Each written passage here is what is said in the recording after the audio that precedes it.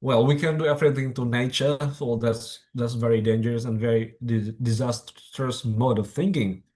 So I'm very happy today that we can invite Prof. Rudolf Wirawan and also Pak Luqman Baehaqi, Ph.D. from Universitas Islam Negeri Palangkaraya, who will both address the importance of regenerative approach to learning and to economy and to governance.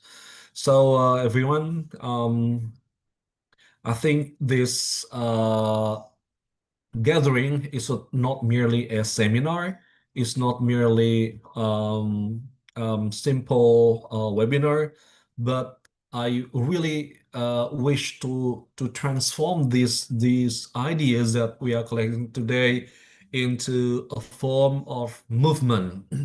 So I think Prof. Rudolf Wirawan will be talking again about awakening, about spiritual awakening, where intelligence is not computational, but intelligence is imaginative and rooted in budaya, in culture.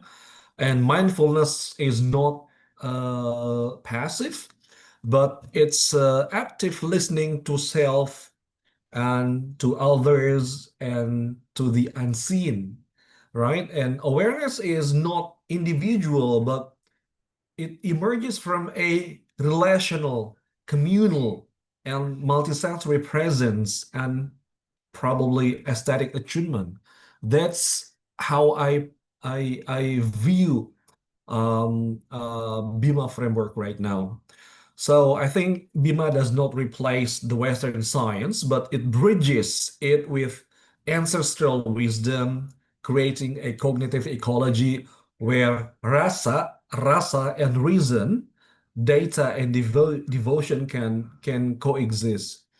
And the new concept that I'm learning right now, the structured dialogic design, introduced by Professor Christakis, the participatory methodology of collective intelligence, gives us the process to make this bridging real in community dialogues, whether in Sagarahyang or our virtual classrooms. I think SDD can help us surface complexity without oversimplifying it.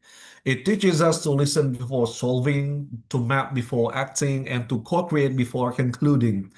And in doing so, SDD embodies epistemic moderation in action, honoring multiple voices, resisting premature consensus, and holding space for the sacred within the systemic.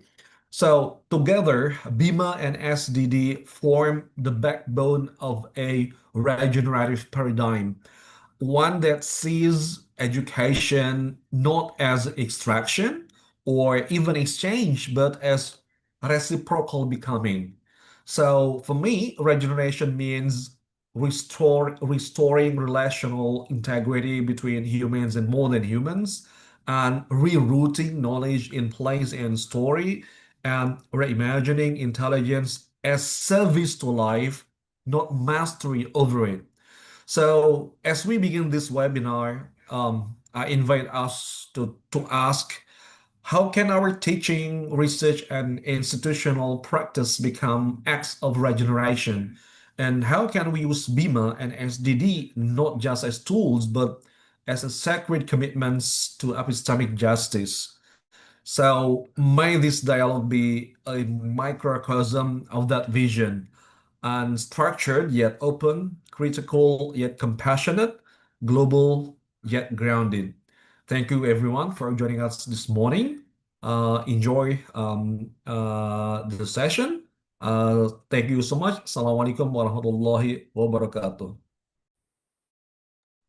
Waalaikumsalam warahmatullahi wabarakatuh.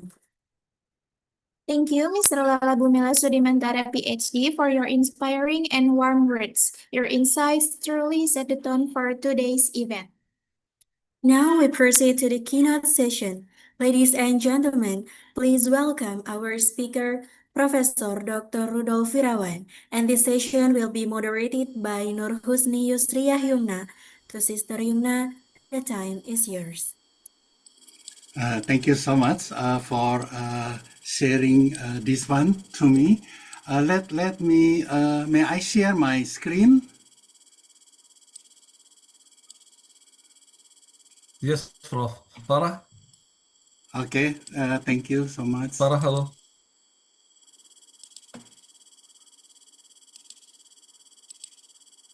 Okay, can you see my screen? Yes, Prof. Yes, we can Wonderful. see the screen. Wonderful. Actually, I think what I plan to do today is all have been already has been said by Pak Lala. Everything is perfectly expressed. Even I very impressed that I learned quite a lot from the result of what Pak Lala just spoken to us today. Ladies and gentlemen, distinguished scholars, colleagues, and friends. Before we begin, I invite you to pause for one moment and take a single breath. We breathe in and we breathe out. This simple rhythm, inhale and exhale, is the most basic expression of our life. It is circular, it is balanced, it is relational. We cannot breathe as long as possible or as long as we want because we think oxygen is good for our health. So we just breathe in without breathe out. By breathe in for a couple of seconds, go beyond our capability, we will die if we do not breathe out. When we breathe out, we say, oh, this is CO2, useless for us. No, because CO2 feed the plant and the plant produce O2. And that is how the circulation in our world happening. But somewhere along our civilization journey, humanity broke away from the circle. We entered a world of straight line, targets, KPIs, deadline, and measurement. A world where success is definitely by growth, no balance. A world where nature is managed, not respected. A world where the Sustainable Development Goal speaks the language of regeneration, but are implemented through systems that are extractive, linear, and technocratic. Today, my task is not to attack the SDGs. It is to understand why they have become technocratic, why they produce unintended extraction, and how we can return to the ancient, natural, and universal principle of balance, the circular worldview embodied in BIMA. The presentation is an invitation to return to the circle, to return to the harmony, and ultimately to return to ourselves. The talk introduces a regenerative pathway that goes beyond the technocratic structure of SDGs. We are returning to wisdom that has excited for thousands of years, now expressed through BIMA. The section 1 is why SDGs become technocracy. So let's understand the concept. The core problem with SDGs is a contradiction between their regenerative vision, also we call yin, and extractive operational practice we call yang. While they advocate for sustainability and renewable, many initiatives continue to rely on resource-intensive, extractive model. Aligning intentions with action is essential for true systematic change toward regeneration. SDGs use regenerative language, sustainable, inclusive, balanced, but the implementation is still extractive, GDP-driven, centralized, KPI-based. That is the problem. The mismatch produces technocratic decision made without relational awareness. Greening or greenwashing occurred when organizations exaggerated or misrepresent their environmental effort. The use of yin language, gentle, soft, and appealing within powerful yang economic system, can mask a lack of real change. This dichotomy challenges the effectiveness of SDGs, often prioritizing image over impactful, measurable, sustainable action. The linear worldview emphasizes a step-by-step approach. First, define a clear target or goal. Next, measure progress and outcome using reliable metrics. Then, optimize processes based on insight gains. Finally, scale successful strategy for greater impact, assuring growth is systematic and sustainable. So, Cartesian logic treats the world as linear. Target, measure, optimize, scale. But nature is circular. Circular system cannot be solved by linear logic. Technocracy emerges from linear thinking.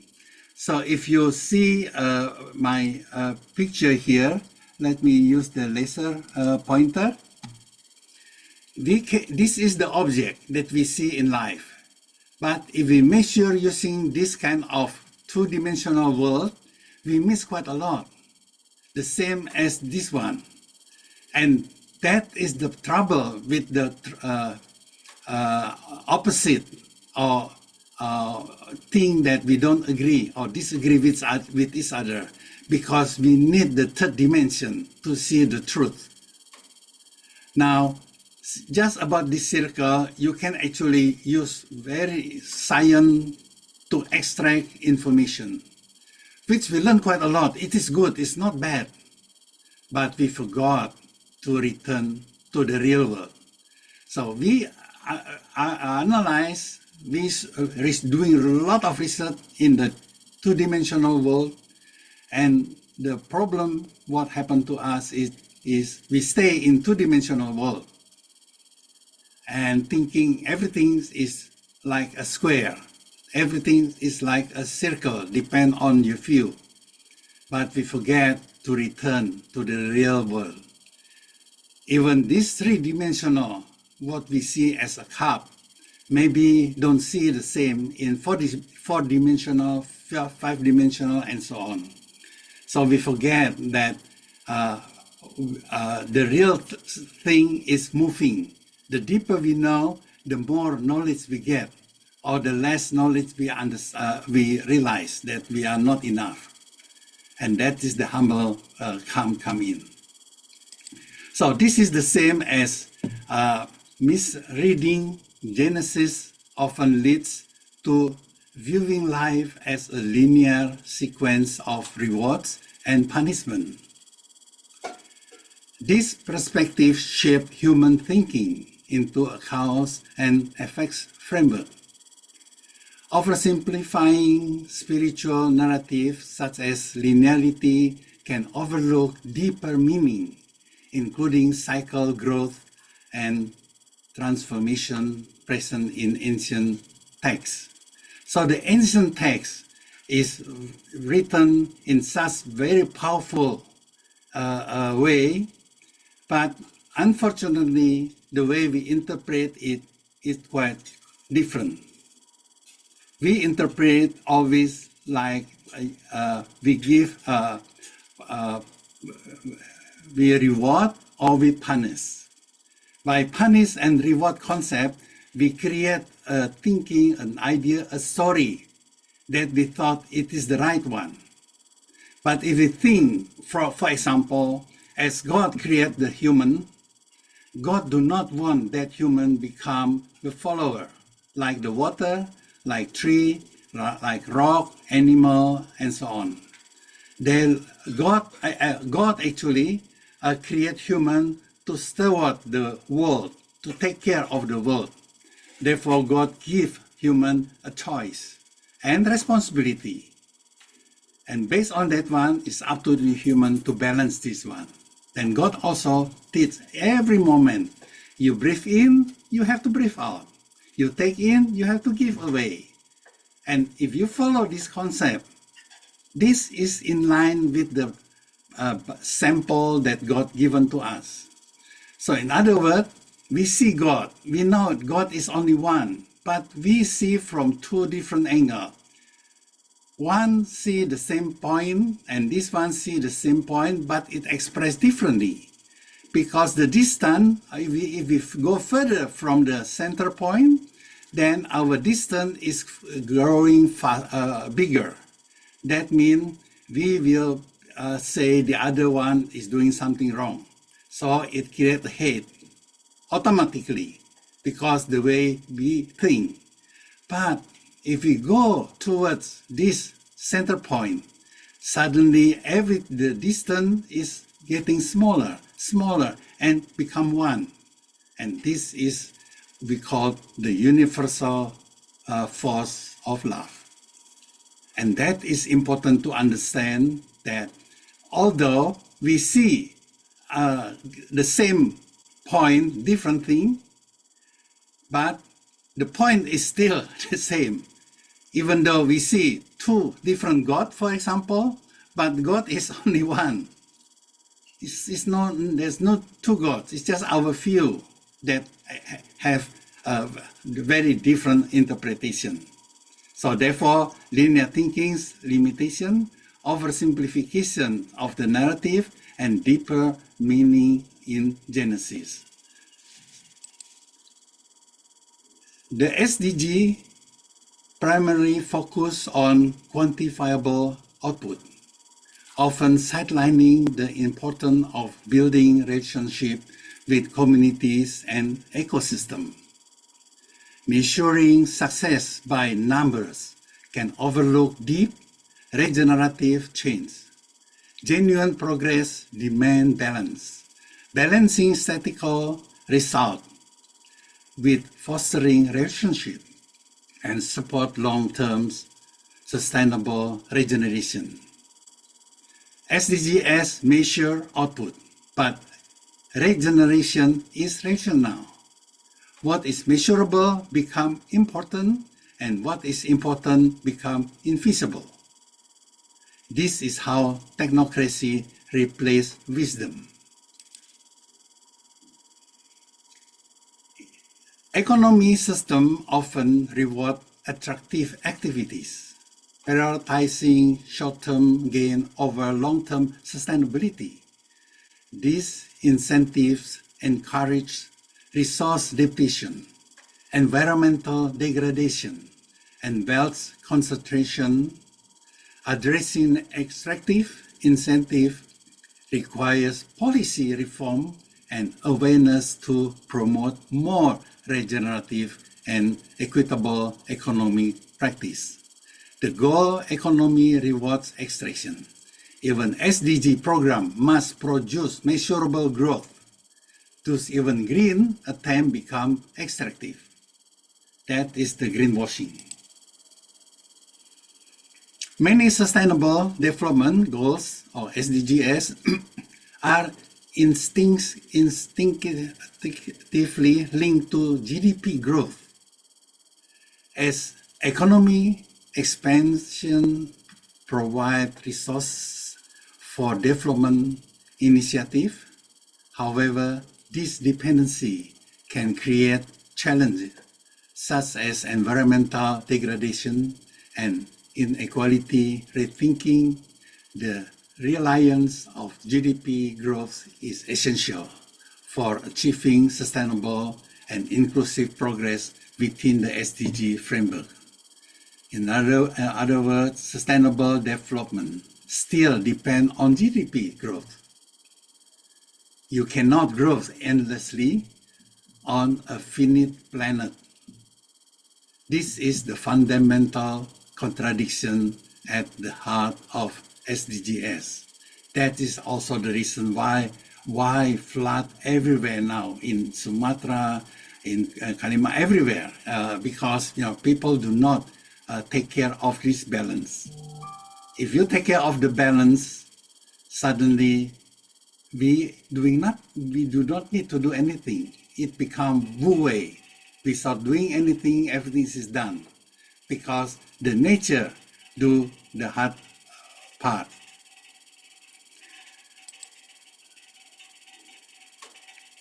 Centralization occurs when decision-making power is concentrated in specific regions, often the global north. This leads to the global north establishing indicators and benchmarks for the global south, potentially ignoring local realities.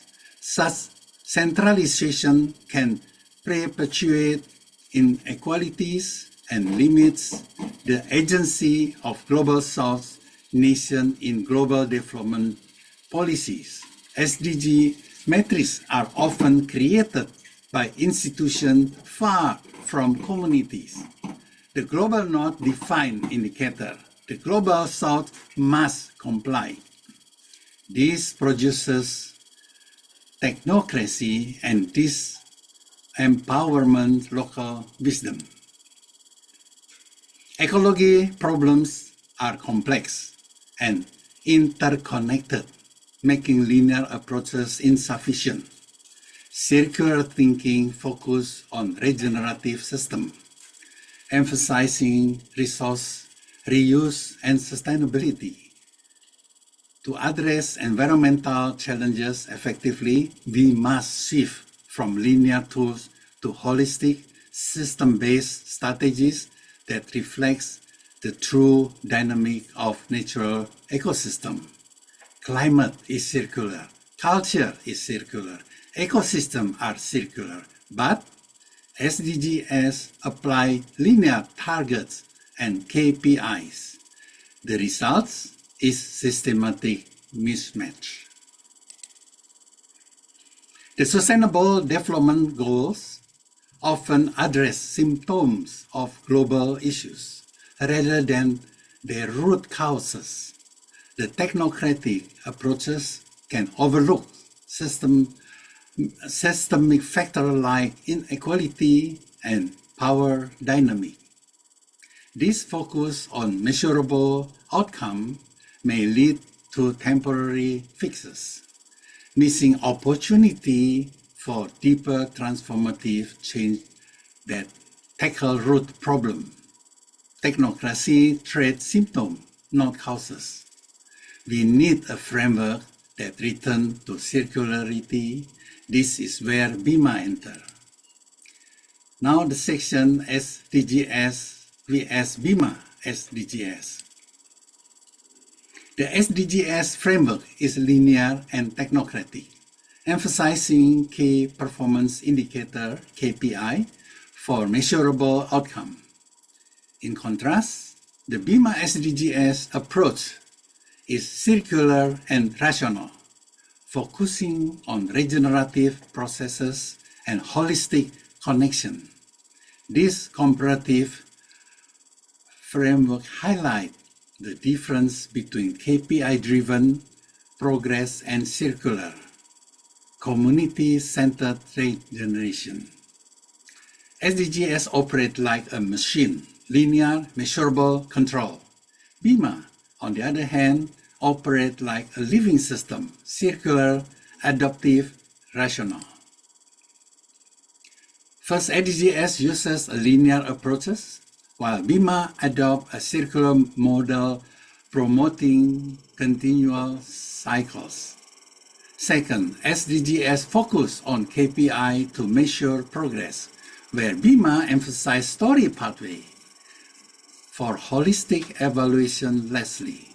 SDGs are growth-based, targeting, and expansion, but BIMA prioritizing regenerative outcome for sustainable development.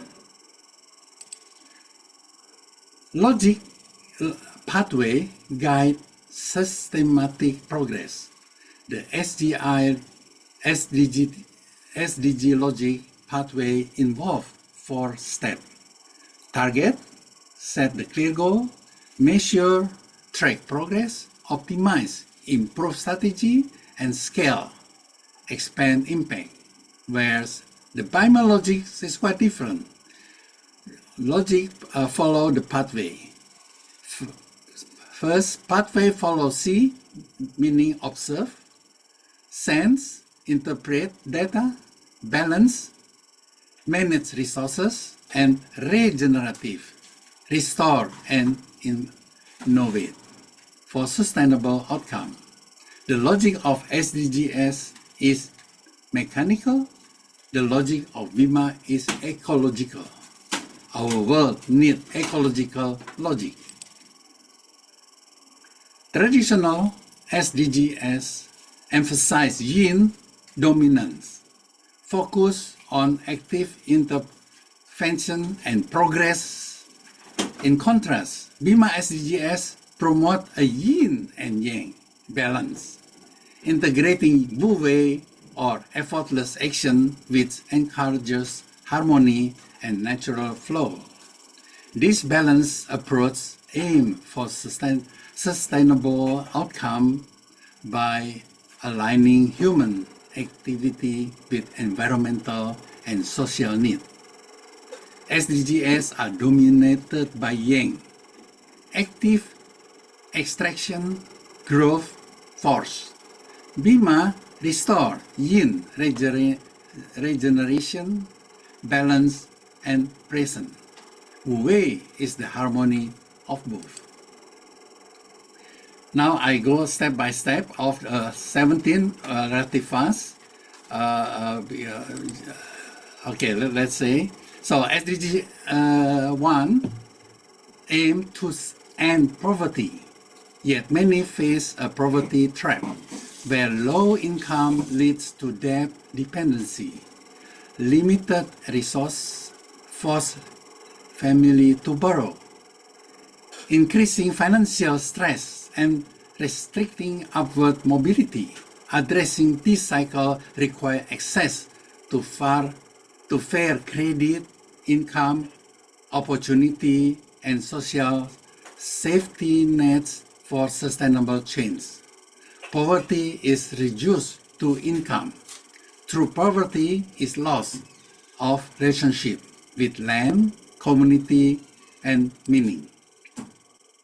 So, same with hunger trap, SDG 2, intensive agriculture production aim to combat hunger, but often depleted soil health leads to collapse, poor soil reduction, which reduce crops yield, perpetuating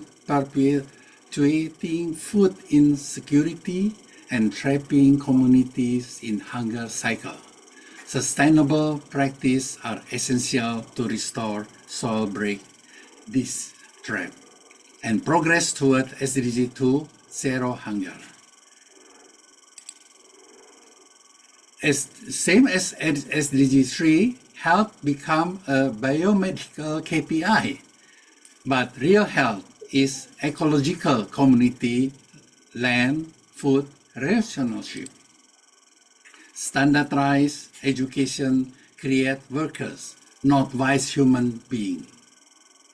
That is our problem.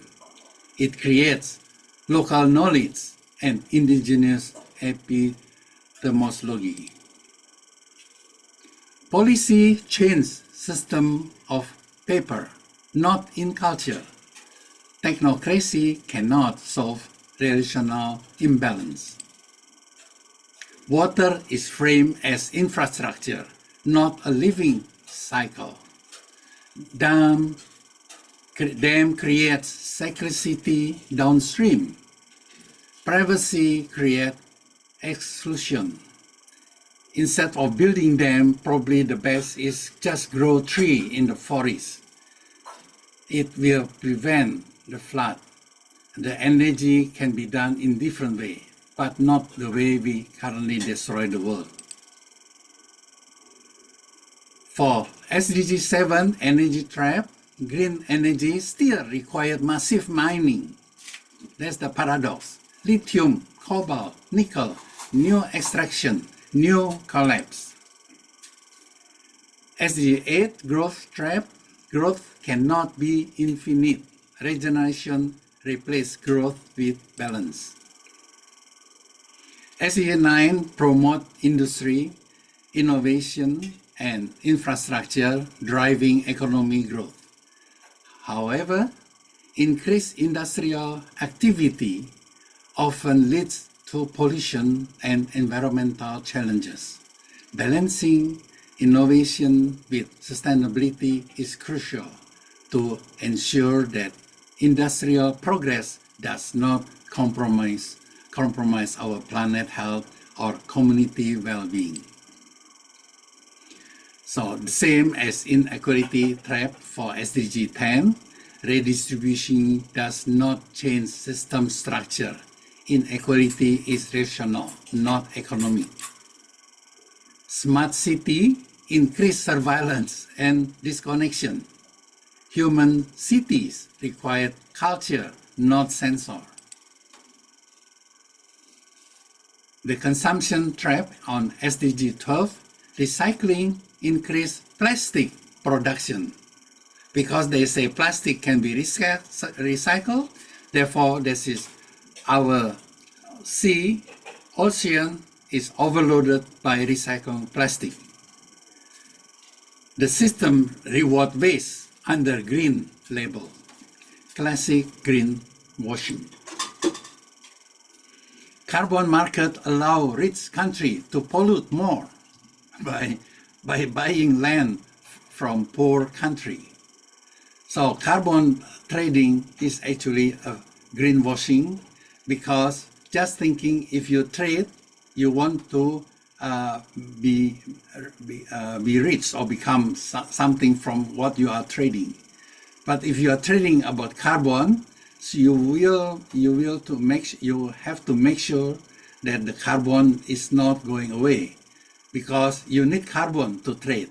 Therefore, it's impossible to be carbonless if you trade the carbon. This is how the carbon market allow rich country to pollute more. Same as plastic.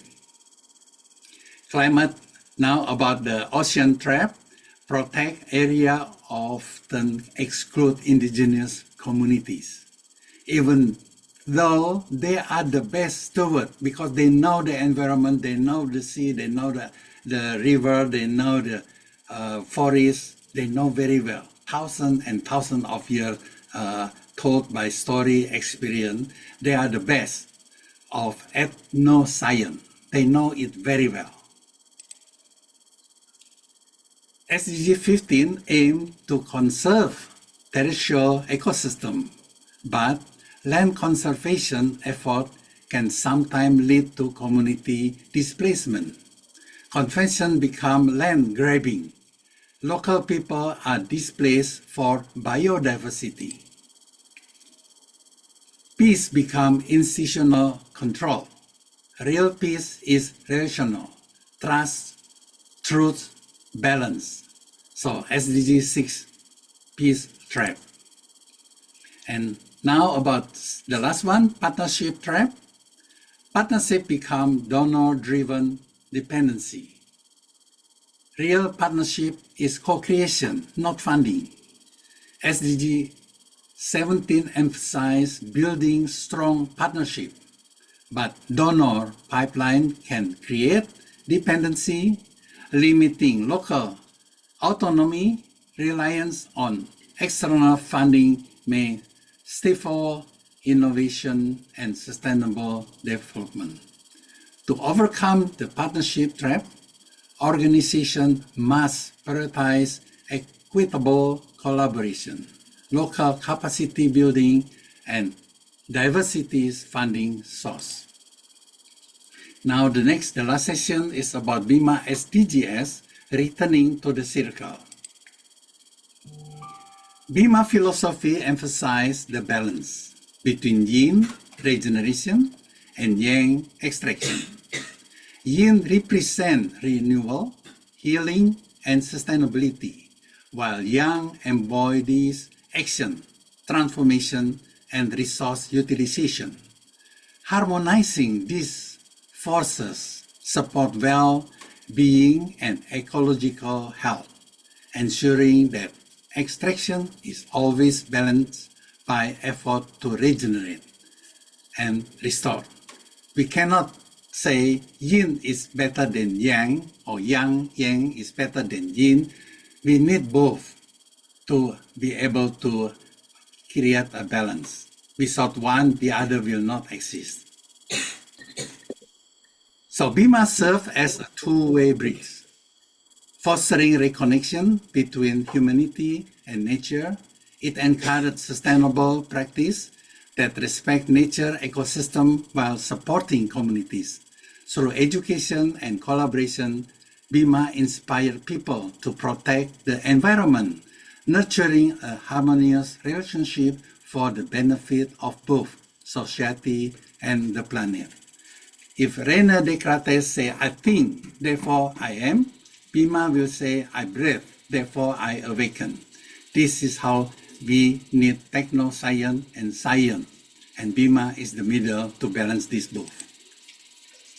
So Wu Wei applied. Wu Wei is a Taoist principle meaning effortless action, or action without force. It emphasizes aligning with the natural flow of life. For example, in the old day where we use Finisi to sail from Indonesia to Africa, there's no machine that drives the ship. We just follow the wind, and we arrive there without effort. The hard part is done by the nature. We just follow. So if we follow the nature, everything is done. So this slide, tokenless DAO is governance emphasize participation without reliance on tokens, promoting inclusivity and equality, polycentric regenerative governance, enables multiple centers of decision-making, fostering collaboration and adaptability. This approach supports sustainable growth, community resilience, and decentralized power dynamic for more transparent and equitable management. So that is how we can implement the Undang-Undang Dasar 45 Ayat 1 by collaborating, as well as Undang-Undang Dasar 45 33 Ayat 3, because all resources owned by the government to serve the people. But how do we know that the government serves the people if that resource do not record it properly?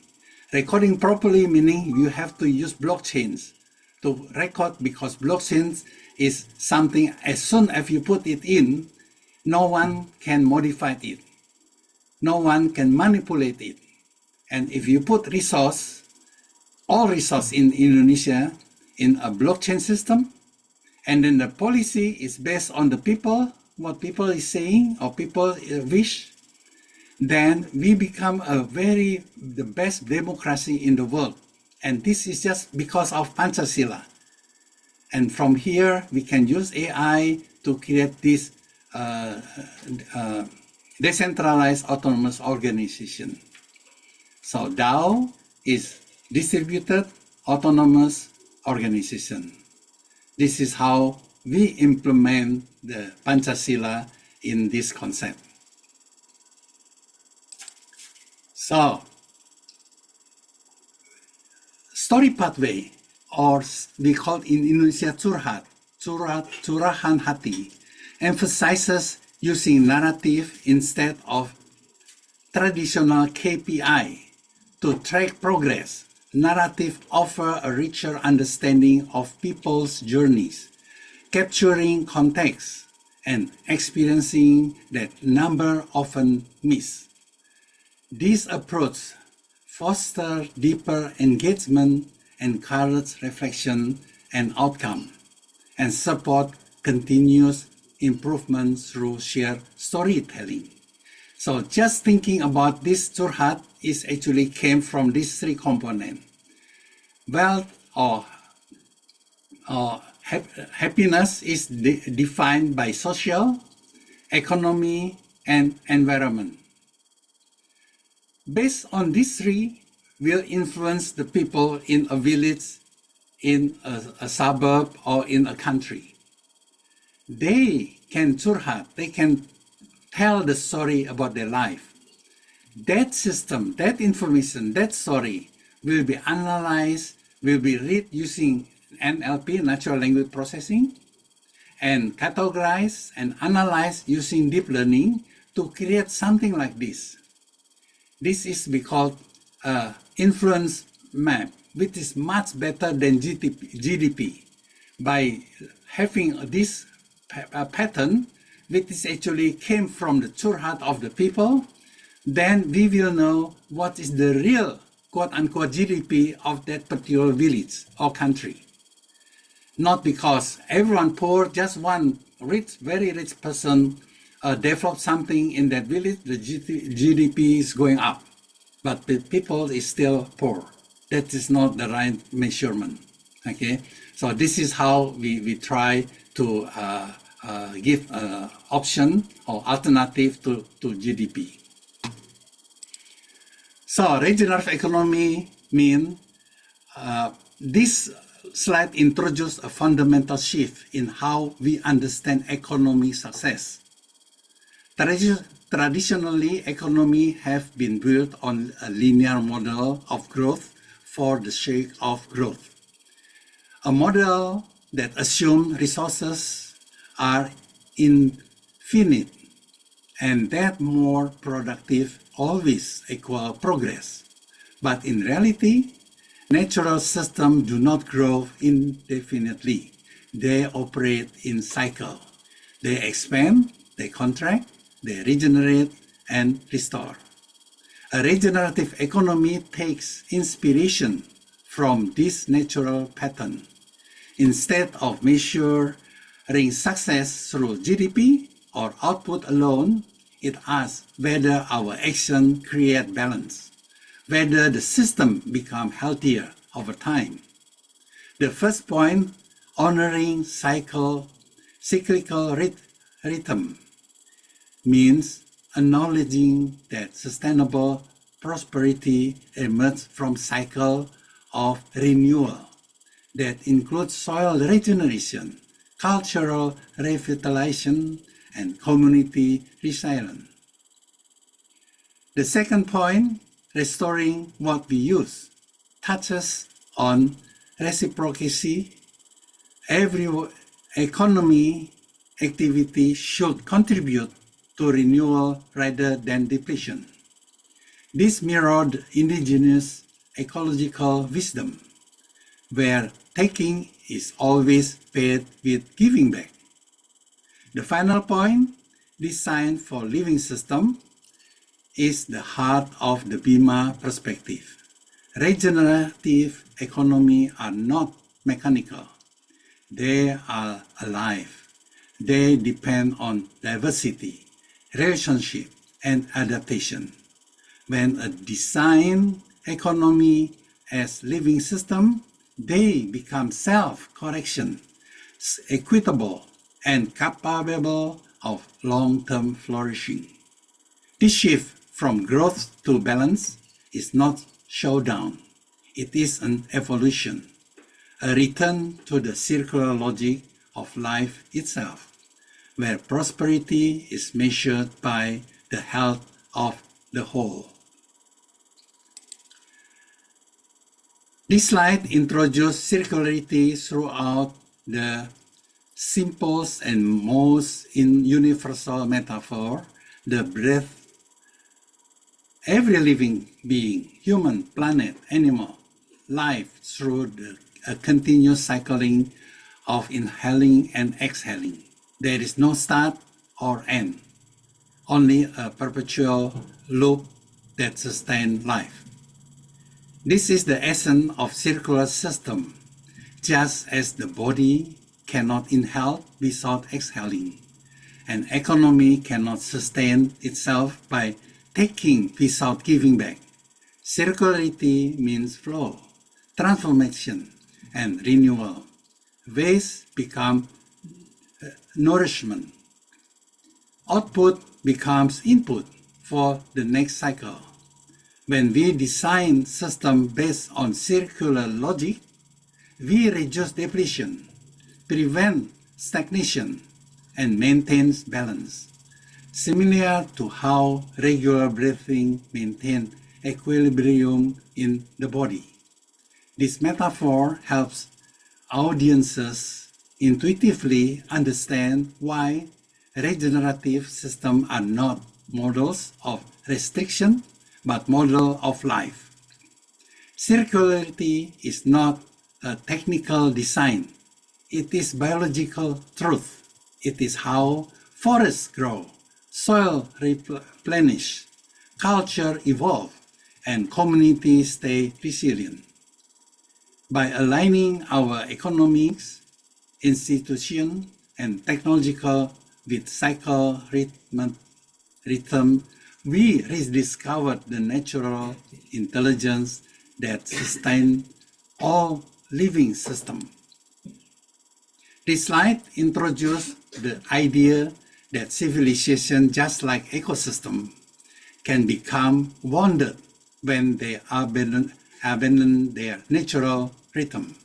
Much of today's social, ecological, and economic fragmentation comes from a linear worldview that separates rather than connects, extracts rather than renews. Returning to circularity is not nostalgia, it is restoration, it is remembering what indigenous culture, ancient philosophies, and natural systems have always known, that thriving emerges from reciprocal relationship. When communities give back and much as they take, when decision flows through cycle and reflection and renewal, when technology and economy regenerate rather than deplete, healing becomes at the civilization scale. This concept ties together the previous slide of breath, regenerative economy, living system, and Wu. Just as breathing required both inhale and exhale, a civilization requires both progress and return, both innovation and remembrance. Circularity is the medicine that reconnects knowledge with wisdom, action with awareness, and humanity with its ecological root. Civilization healing is the moment when the spiral becomes whole again. Traditional SDGs, although well-intentioned, often operate through top-down metrics, dashboard, and targets, what we call technocratic solution. They attempt to manage complex relational problems with linear tools. This is why so many SDG programs become symbolic, bureaucratic, and disconnected from communities' realities. BIMA SDGs offer a transformative shift.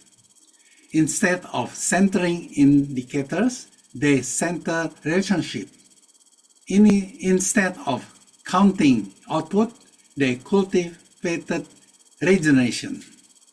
Instead of replacing local knowledge with global benchmark, they invite community to define what renewal means for them, culturally, economically, spiritually, and ecologically.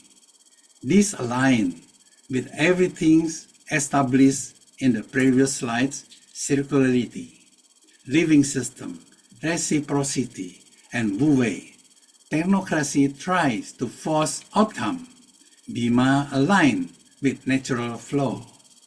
Technocracy manages from above. Bima regenerates from within. Bima SDGs create development pathway that community own. Ecosystem support and civilization heal from the inside out. As a closing message, this final message brings the entire keynote full cycle. Literally and philosophically, after exploring regenerative system, narrative over KPIs, wu-wei, polymetrics, governance, and limitation of technocratic SDGs, the closing statement ground everything in one essential truth: regenerating begins within. The circle represents wholeness. It represents the breath in. It represents the cycle of nature that sustains life.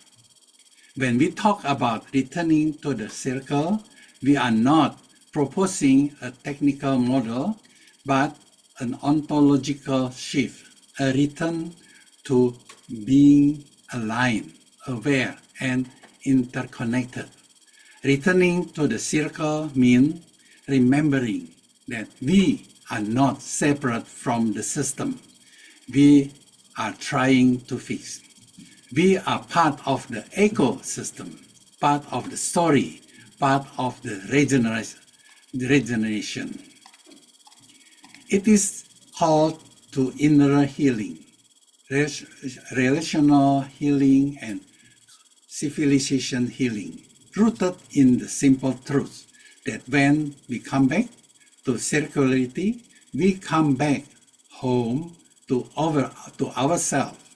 As we come to the end of this journey, I want to leave you with a simple truth. Humanity does not need more target. Humanity does not need more indicator. Humanity does not need more technocratic dashboard. Humanity needs balance. Humanity needs relationship. Humanity needs regeneration, needs wisdom. We need to restore what has always guided nature, what has always guided indigenous communities, what guided our ancestors before the age of linear thinking, the cycle.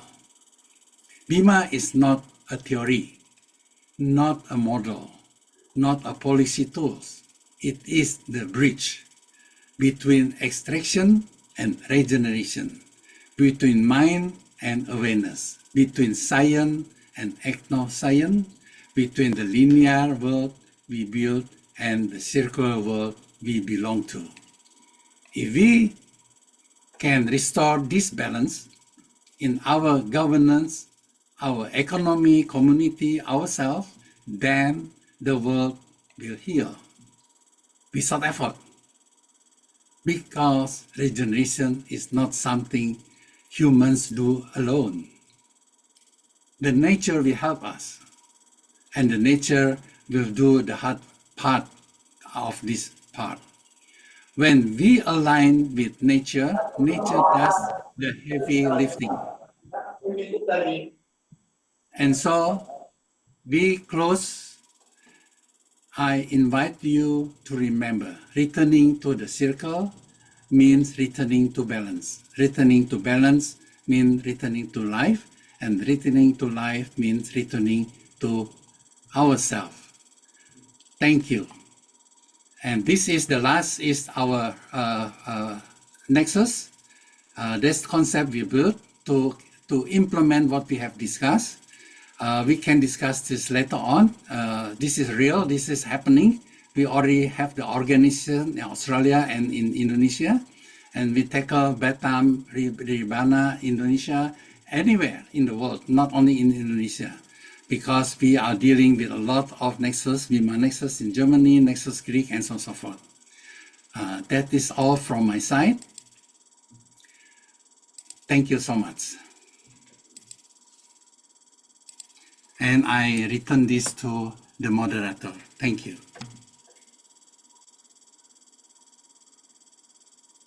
Let me stop the sharing. Okay. Okay. Thank you so much, Professor, for your insightful presentations. Now we will continue with our Q&A sessions. If you have a questions, please raise your hand and we will address them by one.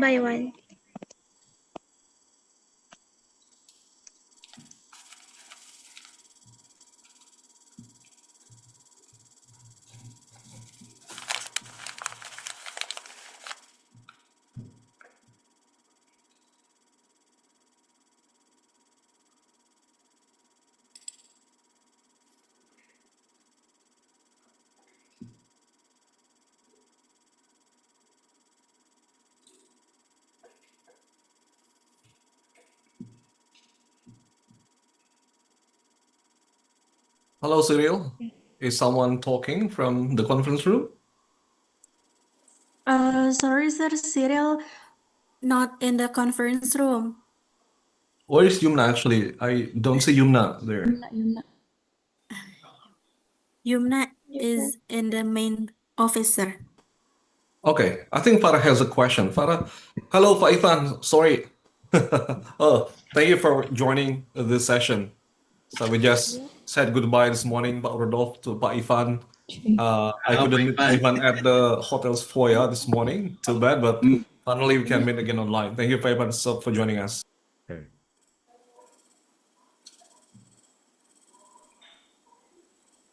Yumna, Pak Ivan is raising his hand. Yes. Okay, All right. Pak Ivan. Okay. Sorry. Yeah. Thank you for the opportunity. So, hello, Prof. Rudolf. Hello. Hope you are fine, Prof. Yes. It's very interesting to your concept, Prof. So, I have a question regarding the hunger trap, not the Hunger Games, right? And then I try to focus the hunger trap that, as we know, that the government, especially the Indonesian government, also have a very viral or contradictory regarding the MBG, makan beracun gratis. Makan bergizi gratis. Sorry, yeah. Sorry, because there are so many food poisoning as well that happen to this program. So makan bergizi gratis. So my question is that is it kind of paradox that you have already mentioned at your presentation? Then could BIMA also having the relevant or a kind of solution to this program, especially Prof? So how could the correlation between BIMA that try to the updating condition, as we know that we all know that why the government put the MBG as the priority program. So besides, along with other priority that is needed by the society as well. That's the first part. And then the second one, I just also put some interest regarding some wisdom that you are mentioning regarding the yin yang wu wei, but I think that I also need to mentioning about one Japanese wisdom, especially urip iku urup, means that life must be beneficial to others, just like like a what, like a lantern or like a light that is enlightening to others. So I think that is also very essential thing for the Japanese people, Prof. And it is aligned with the concept that you are developing right now. Thank you. Thank you, Prof. Okay, thank you, Pak Ivan, for a very insightful question. And first of all, Bima is not my concept.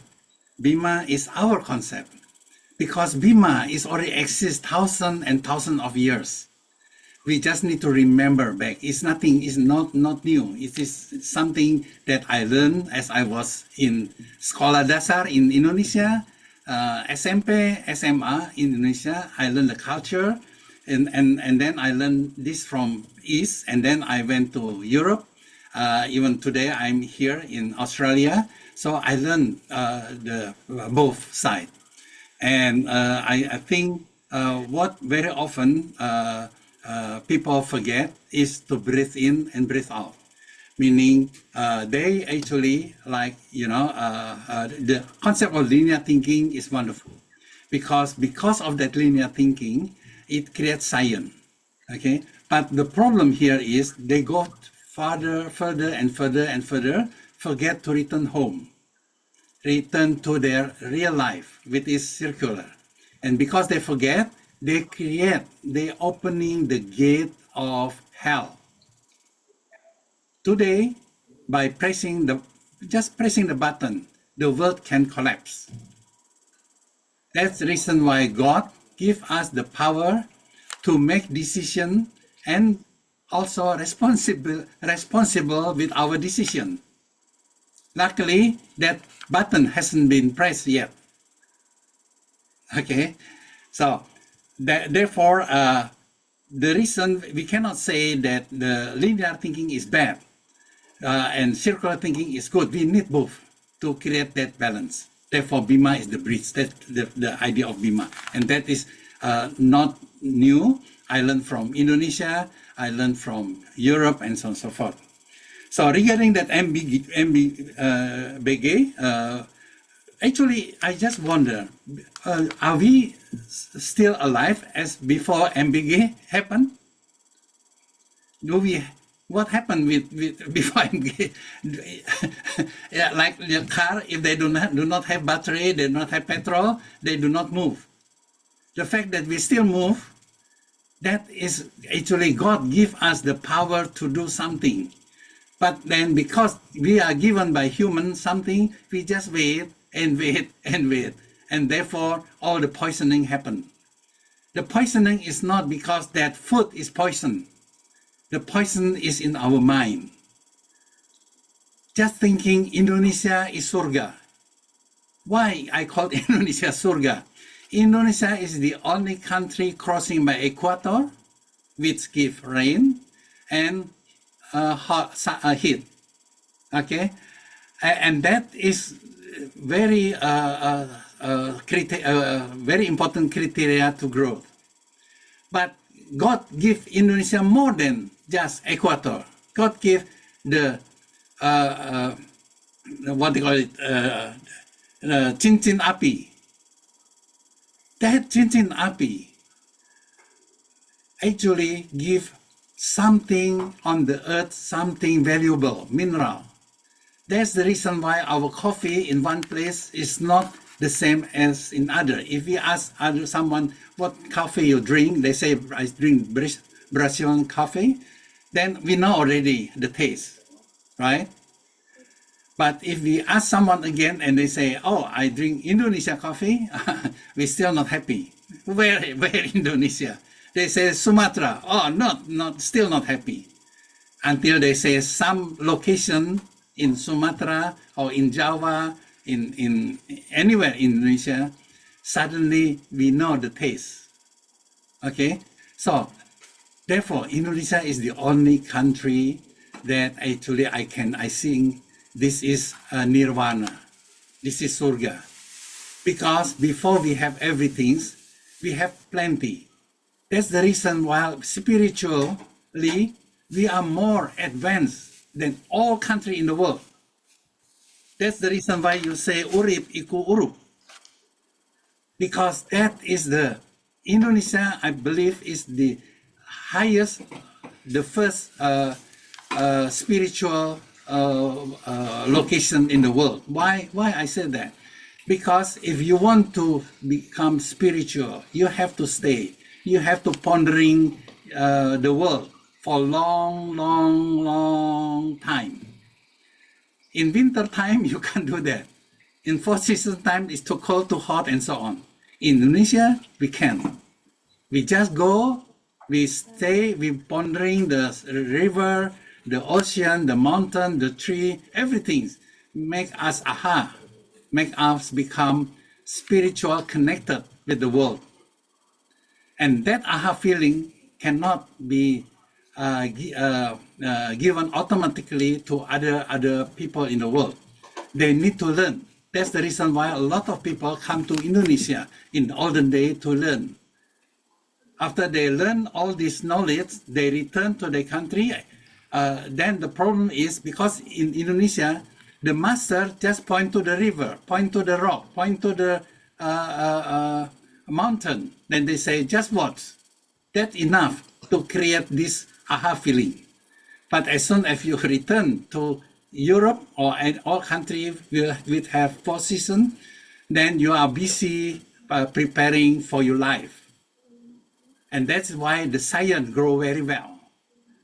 Okay, that is how we should help each other. We should learn from them, and they should remember where they belong.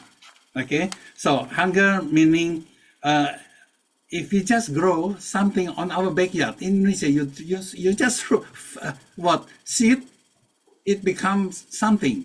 Why don't we do that? Why just wait until someone hand you something? We don't need that, because God gives you everything what you need.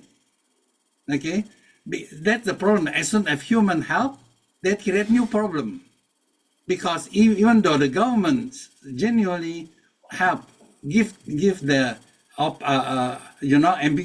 MBG, but the problem is there's someone disagree with this government, and they will do something. They're thinking about, if something happen, it happen locally. It cannot happen parallel. It cannot happen in the whole Indonesia, but it happened in whole Indonesia. We should know what that means. Okay, so don't rely on human, rely on God. So don't just pray, just do it. Don't pray, just pray. That is about the first. And the second one, let's already answer urip iku urup. This already answered, because I think probably this is the first before yin yang come in. Okay, because the Chinese come to Indonesia and learn something from the master in Indonesia, and then they found out, oh, this is actually yin and yang. This is different interpretation, because what you find, you just mentioned from Java wisdom is urip iku urup, meaning life must beneficial to other.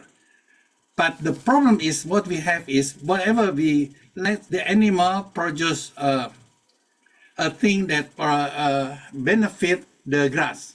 The grass produce something that benefit to the animal, and so on and so forth. That is the meaning of life must beneficial to other.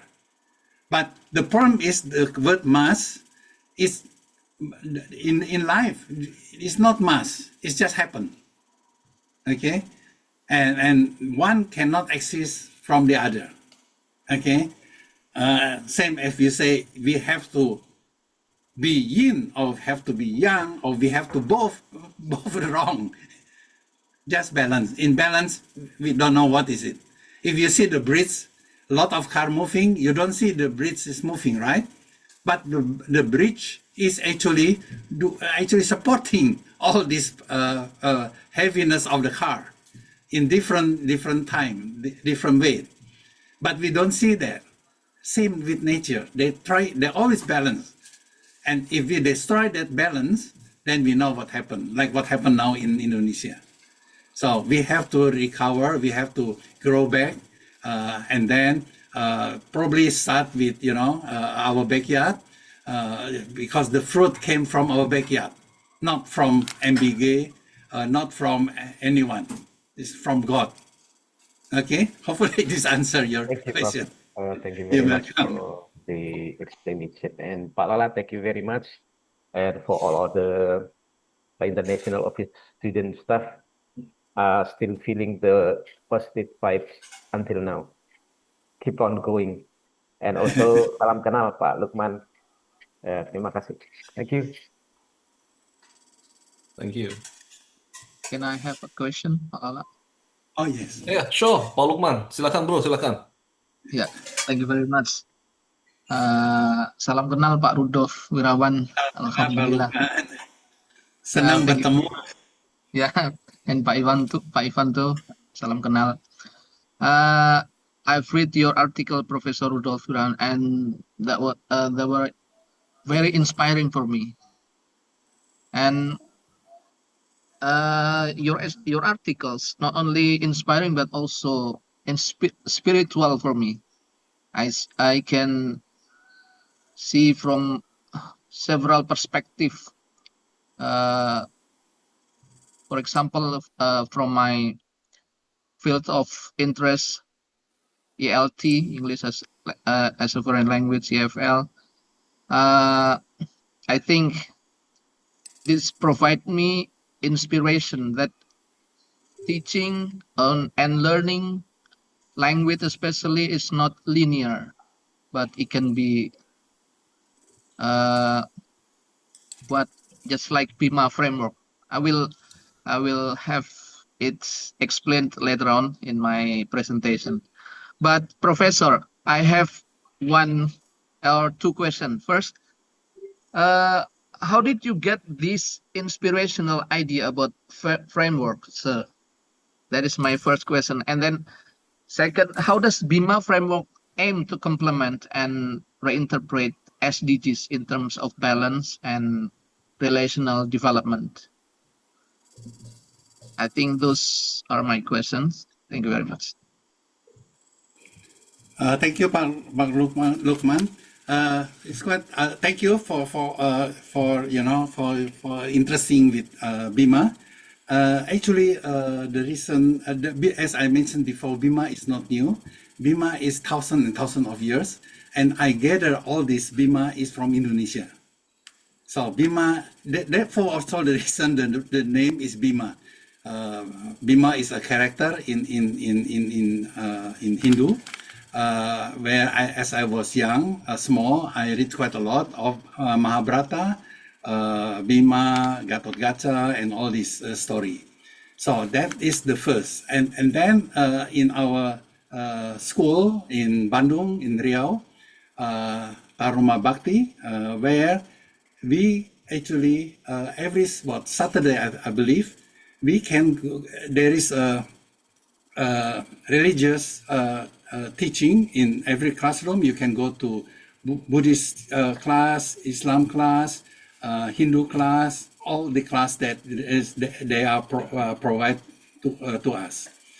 And I am, for whatever reason, quite curious. I go to every class and ask the teacher, because I'm very curious about all this kind of thing.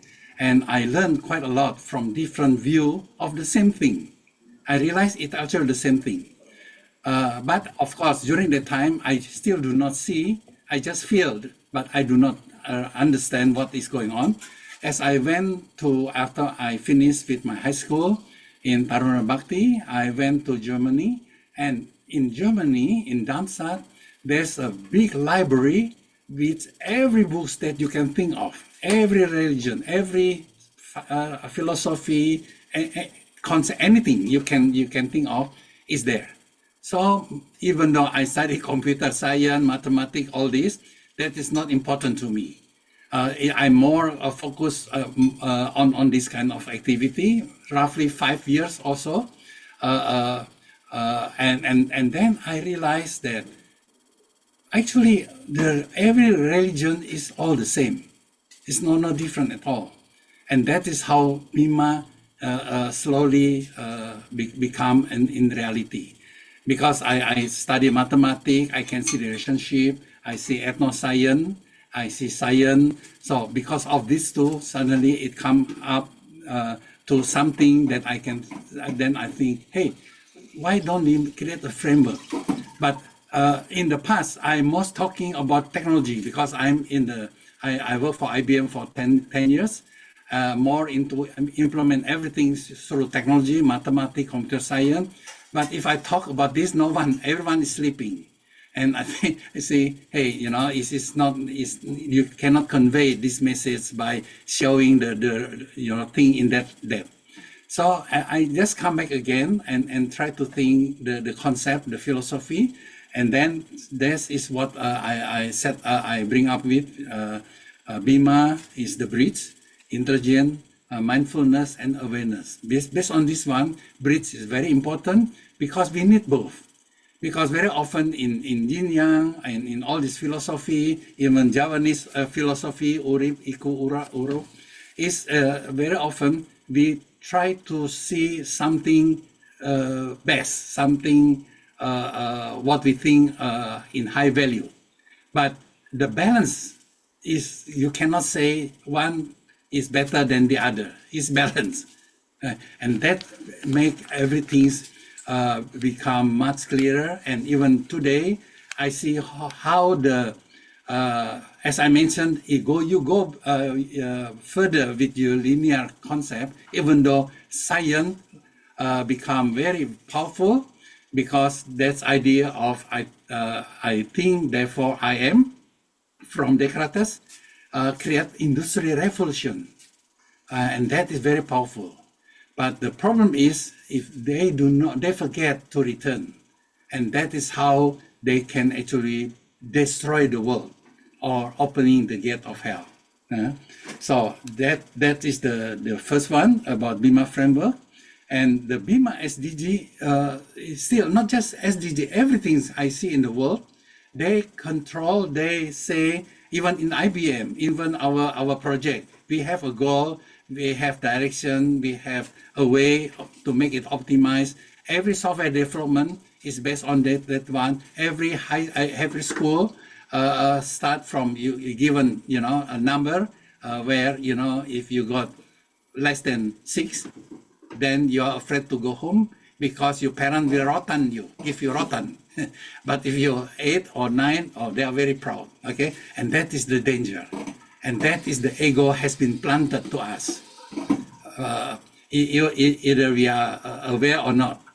And that ego goes through our business today, in our work today. And they use our ego, punish and reward to drive us, to control us.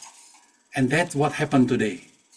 And unfortunately, doing all this, because we are followers, we are not ourselves. We follow by someone that say, this is the way to go, this is good, therefore I give you 10. What happened in the real world is they actually extract us. They use us to extract, and they give 10. And we don't even realize because we are part of their game. But in the end, as soon as they are very powerful, then this is like an elephant. You remember? Elephant, if a so strong, big elephant, they need just a string. The elephant will not go, they stay. Because from small, they put into the small string, and the elephant cannot go, and the elephant believe they cannot run away. And that is what happened to us. And I believe Indonesia, we have that power because we spiritually connect to the land, connect to alam semesta very well compared to other. And that's the reason why we still will find the real local wisdom in all area in Indonesia. And that is very important. Keep it that way. And even I already dream with Pak Iwan, with Pak Lala, probably we use, kapal, what they call it, kapal, Pak Iwan, kapal apa? Pinisi ya, Po? Pinisi. Kapal Finisi to invite people from all the country and have a seminar on infinity without any power of engine. Wow. Okay, Wow. and then we go to its area, its location in Indonesia, and we learn from a real professor from Indonesia. Because you see what we see on in Indonesia, all the factory is actually God factory, like buah, padi, segala, everything that we see is factory from God. But if we go to Europe, we see factory created by human. That factory created by human and factory created by God is two different things. And factory created by God is actually tended, maintained by our professor, Pak Petani, Nelayan. They are the best professor in the world because they know the situation, when, what, how. That is very important. They don't need calculation. They got that feeling. Because see, our sense is the sensor. Even what we see, we cannot believe what we see. If you have a light, for example, everything is very bright. Actually, the light cycle in 50 cycle, on and off, on and off. But we do not actually recognize that. But this Bapak Petani, Nelayan, and all these people, they know exactly what is happening. They can predict. They not predict like us. They predict because they know. Even we cannot say predict, they know. and of course, if the science asks, how can you explain? There's no instrument that can explain that. It's not good enough. This is the same as in the past, the Chinese with the acupuncture, the Europeans say, this is just hocus pocus. And then they present the brain, they open the brain, make a surgery on the brain without anesthesia. They still can talk, just using acupuncture. And suddenly they say, this is something beyond this science. But now they come to what they call quantum. In quantum, suddenly they see, hey, the atom the atom can be break down. In the school we learn atom electron, right? Atom can be break down into quarks, quarks into string, electron into string. What is string? String is vibration. So everything what we see here, you, me, tables, everything is vibration. It's not real. It's vibration with different frequency. And then suddenly they say, hey, we are all connected because of this vibration. For example, a mother in Indonesia and the child in let's say in New York, if the child have accident, the mother will know. That connection is very powerful. Quantum just realized it, but we know already for thousands and thousands of years. So keep our wisdom. And let's share our wisdom. Don't keep for ourselves, but share with other people. Ya, begitu Pak Luqman. Hopefully answer your question. Terima Thank you very kasih. much, Pak.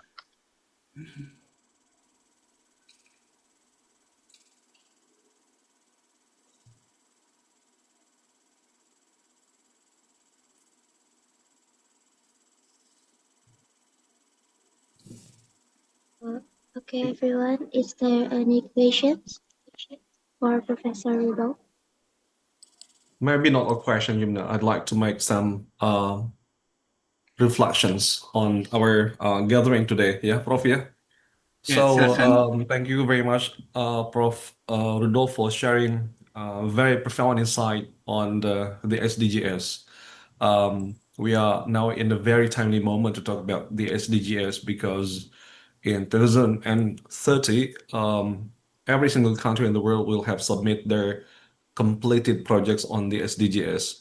And right now, our university is also addressing the SDGs, and the quality assurance team has that system where every single department has to submit the lesson plans that are related to SDGs. But I'm not quite sure how it actually works because you have talked about the traps behind the SDGs mechanism. So I believe that this gathering will turn into a movement and we will create a lot of projects together, ya Prof, inshallah. Yes, yes. So this year, Prof, Pak Luqman and I are studying uh, a sacred Carita Pantun Lutung Kasarung. It has like almost 200 pages in Sunda Buhun language, Prof, and we have successfully translated it into English. And I Wow. am reading it in the English version because right now I don't speak Sundanese that well, and sayang sekali gitu ya. Yeah, me So too. in Definitely. so in Sundanese cosmology, we have three most sacred Carita Pantun. Number one is Lutung Kasarung. Second one is Ciung Wanara. The third one is Nyimas Badung Sari. The first and the third Carita Pantun are exactly located right in Gunung Ciremai, Prof. And Mm. Ciung Wanara's exact location is in um, Ciamis, but the sumber mata air, the source of the water, comes from Gunung Ciremai. So, Nyimas Bandung Sari, I know there is also Kata Bandung, but the real place for the moment of the story was actually in the kota Waringin. Itu tempatnya mungkin dari Cirebon sekitar 50 kilometer, tapi tempatnya ada di Kuningan, Prof. Jadi Sungai Cisanggarung yang purba itu lokasinya di situ. So as we go deeper into the reading of the pantun, it's like reading a cosmological map, Prof, gitu. Mm. Bukan hanya kami diajari tentang bagaimana sih kalau mau nanam padi itu harus ada ritual mipuhun misalnya dan segala Yeah. macam gitu ya, betul. Wow, saya harus belajar nih mipuhun, misalnya konsep-konsep itu ada di mana aja.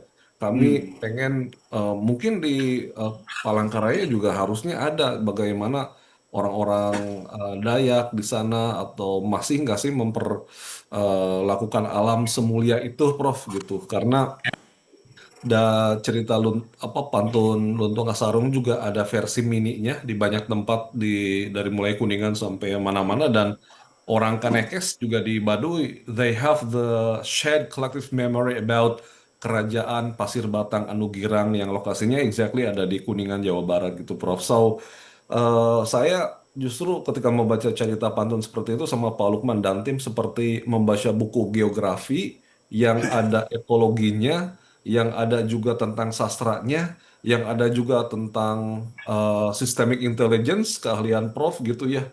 Jadi itu membuat saya bulu kuduk saya merinding, Prof. Jadi membaca satu cerita pantun kok saya jadi belajar banyak, padahal saya nggak ngerti tentang geologi, Prof gitu. Dan setelah saya member check ke Kang Didin dan Mang Ukad, the steward in Gunung Ciremai, ternyata memang kurikulum Sunda itu sebenarnya kurikulum yang lengkap tentang alam dan lain-lain. Nah, kami mohon ini bimbingan Prof. Rudolf dan juga sponsorship, sponsorship dari Pak Ivan, dari ICCM. Kami kemarin ngobrol, Prof, tentang rencana mengamplifikasi obrolan kita hari ini agar tahun depan kita bisa seminar atau conference di atas pinisi. Wow. Syukur-syukur bisa keliling dari mana sampai Cirebon. Mudah-mudahan nggak masuk angin ya, Bro Lukman ya. Kita udah seringnya minumnya ini apa namanya antangin tolak angin nih sekarang. Jadi kemarin saya bilang ke Pak Ivan, mudah-mudahan ini diadres juga oleh Kementerian Agama, Prof, yang sedang Mm. mempromosikan ekoteologi, lalu kurikulum cinta, termasuk mencintai alam. Saya rasa semua kurikulum pendidikan kita hari ini, kalau tidak ngelin dengan environmental ethics, itu ketinggalan banget gitu ya. Betul, Jadi betul. paspor hari ini buat kami itu adalah environmental ethics. Dan saya rasa kalau kata kuncinya Bima Framework itu akan ngeling kemana-mana. Nah, saya sama Pak Lukman ini, Prof, memang sejak S3 di dogma eh, habis-habisan oleh pembimbing kami bahwa knowledge is relational. Kalau Mm. traditional ELT pedagogy hanya memfokuskan di grammar, tapi di Darwin di utara Darwin itu yang masih kental nuansa spiritualnya buat kami. Kami belajar knowledge is relational. Grammar itu hanya bisa muncul kalau ada intonasi, processingnya benar, kalau emotional processingnya benar. Jadi kami didoktrin sedemikian rupa, Prof. Ada dogma-dogma baru dari kawasan neuroscience. Lalu sekarang kami belajar dengan Prof di area Bima Framework dan juga kami melihat di kosmologi Sunda dan juga saya rasa di kosmologi yang bukan Sunda pun sama. Knowledge is always relational. Jadi apa namanya ada kemiripan epistemologi gitu ya. Kemarin kami dengan Pak Ivan membahas tentang epistemological shift dari yang linier ke non-linier dan juga saling melengkapi seperti itu. Mudah-mudahan Prof kita bisa mengamplifikasi gagasan-gagasan baru ini. Alhamdulillah Pak Luqman menjadi partner abadi kami ini Prof dari UIN Cirebon. Insya Allah mohon juga diikut sertakan biar bisa sama-sama belajar antara Cirebon dan Palangkaraya yang sudah sama-sama unggul nih Prof status kampusnya. Tapi kami tidak mau hanya berstatus unggul dan nggak ngapa-ngapain gitu Prof. Kami pengen unggul dan ingin membuktikan to the world bahwa kami ini ingin berkontribusi nyata untuk masyarakat. Itu Prof semangatnya gitu ya. Apalagi kalau saya ngobrol sama Pak Lukman tentang Kalimantan, bro kayak gimana Kalimantan? Wah 30 tahun lalu kayak gini bro, sekarang 2025 wah gitu. Jadi apa namanya saya kok sedih gitu ya kalau banyak catatan statistik yang bilang hutan di Indonesia 80% udah hilang. Lalu kemarin KDM juga bilang di Jawa Barat aja hutan 80% udah hilang. Wah, 20%-nya lagi bakal hilang apa enggak? Nanti anak saya kebagian oksigen apa enggak nih, Prof? Anak saya, cucu saya kalau masih tinggal di Kuningan, Cirebon atau di Indonesia atau di Jawa Barat lah, ini masih kebagian apa namanya? Masih kebagian air apa enggak itu? Jadi saya kekhawatiran gitu. Mohon jadi bimbingannya selalu Prof. Ini energi intelektual yang luar biasa untuk kami bisa bersilaturahim selalu dengan Prof. Kami doakan Prof sekeluarga sehat selalu, bisa berkunjung ke Indonesia lagi dan mudah-mudahan kami yang juga bisa berkunjung ke Sydney, Prof. Insya Allah tahun depan. Pak Ivan siap terbang ke Sydney. Oke, dari saya refleksinya seperti itu aja, Prof. Mungkin mahasiswa kami parah ada refleksi atau pertanyaan terakhir, silakan. Thank Boleh you. saya refleksi sedikit, Bapak? Oh, mangga. Mengenai hutan hilang dan sebagainya, itu akan terjadi. Iya. Kita lihat air minum aja ya, Indonesia banyak air, kita aja minum sudah dari botol plastik.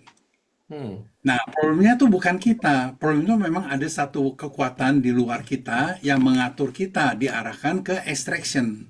Iya, iya. Jadi apapun yang dikerjakan akan arah ke situ. Iya, iya. Dan problemnya itu hanya segelintir orang, nggak banyak. Kadang-kadang disebut 1%. Nah, cara melawan ini adalah biar gimana massa tuh paling kuat, massa tuh lebih kuat.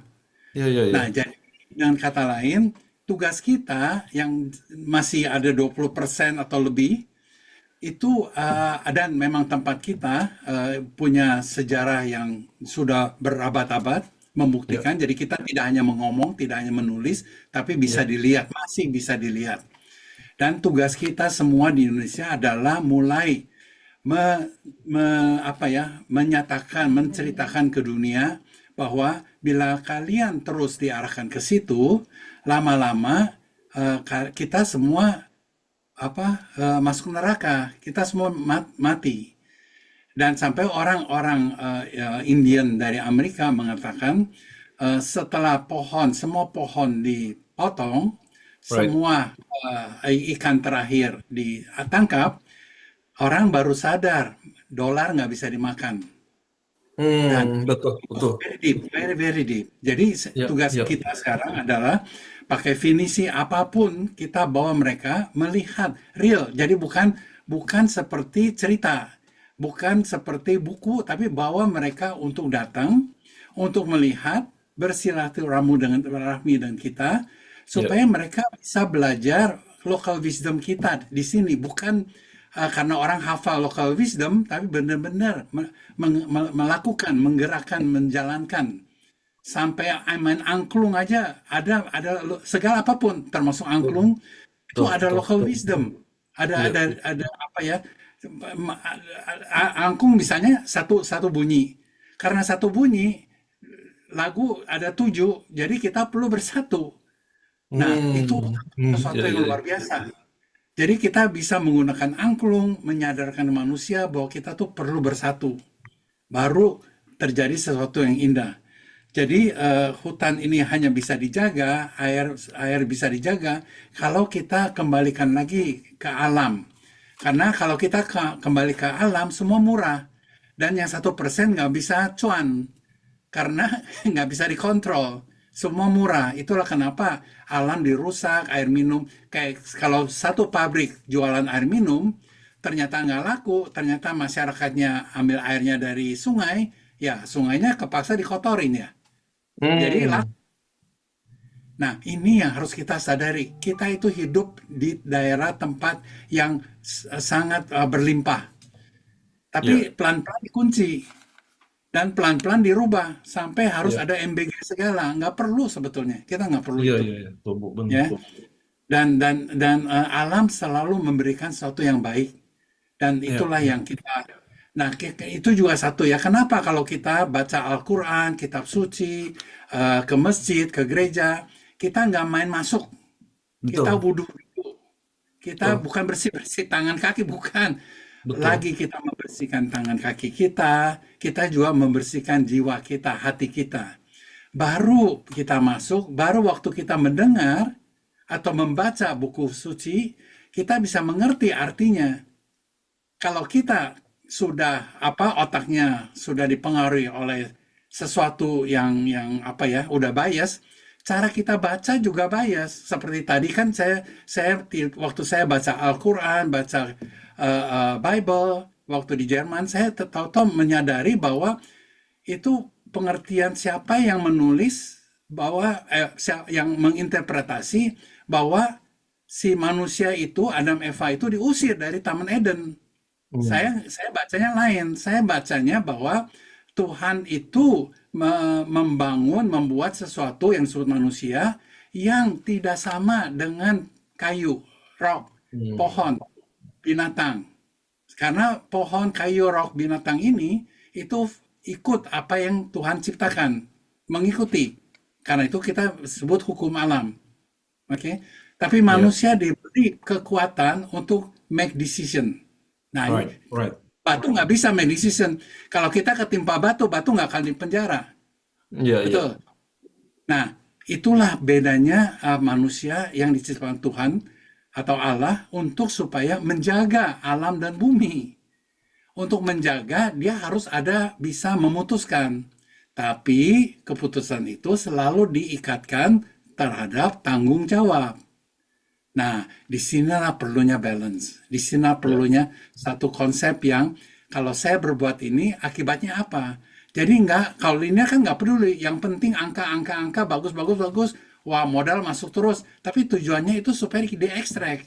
Jadi kalau kita ekstrak, berhasil, kita dapat piala.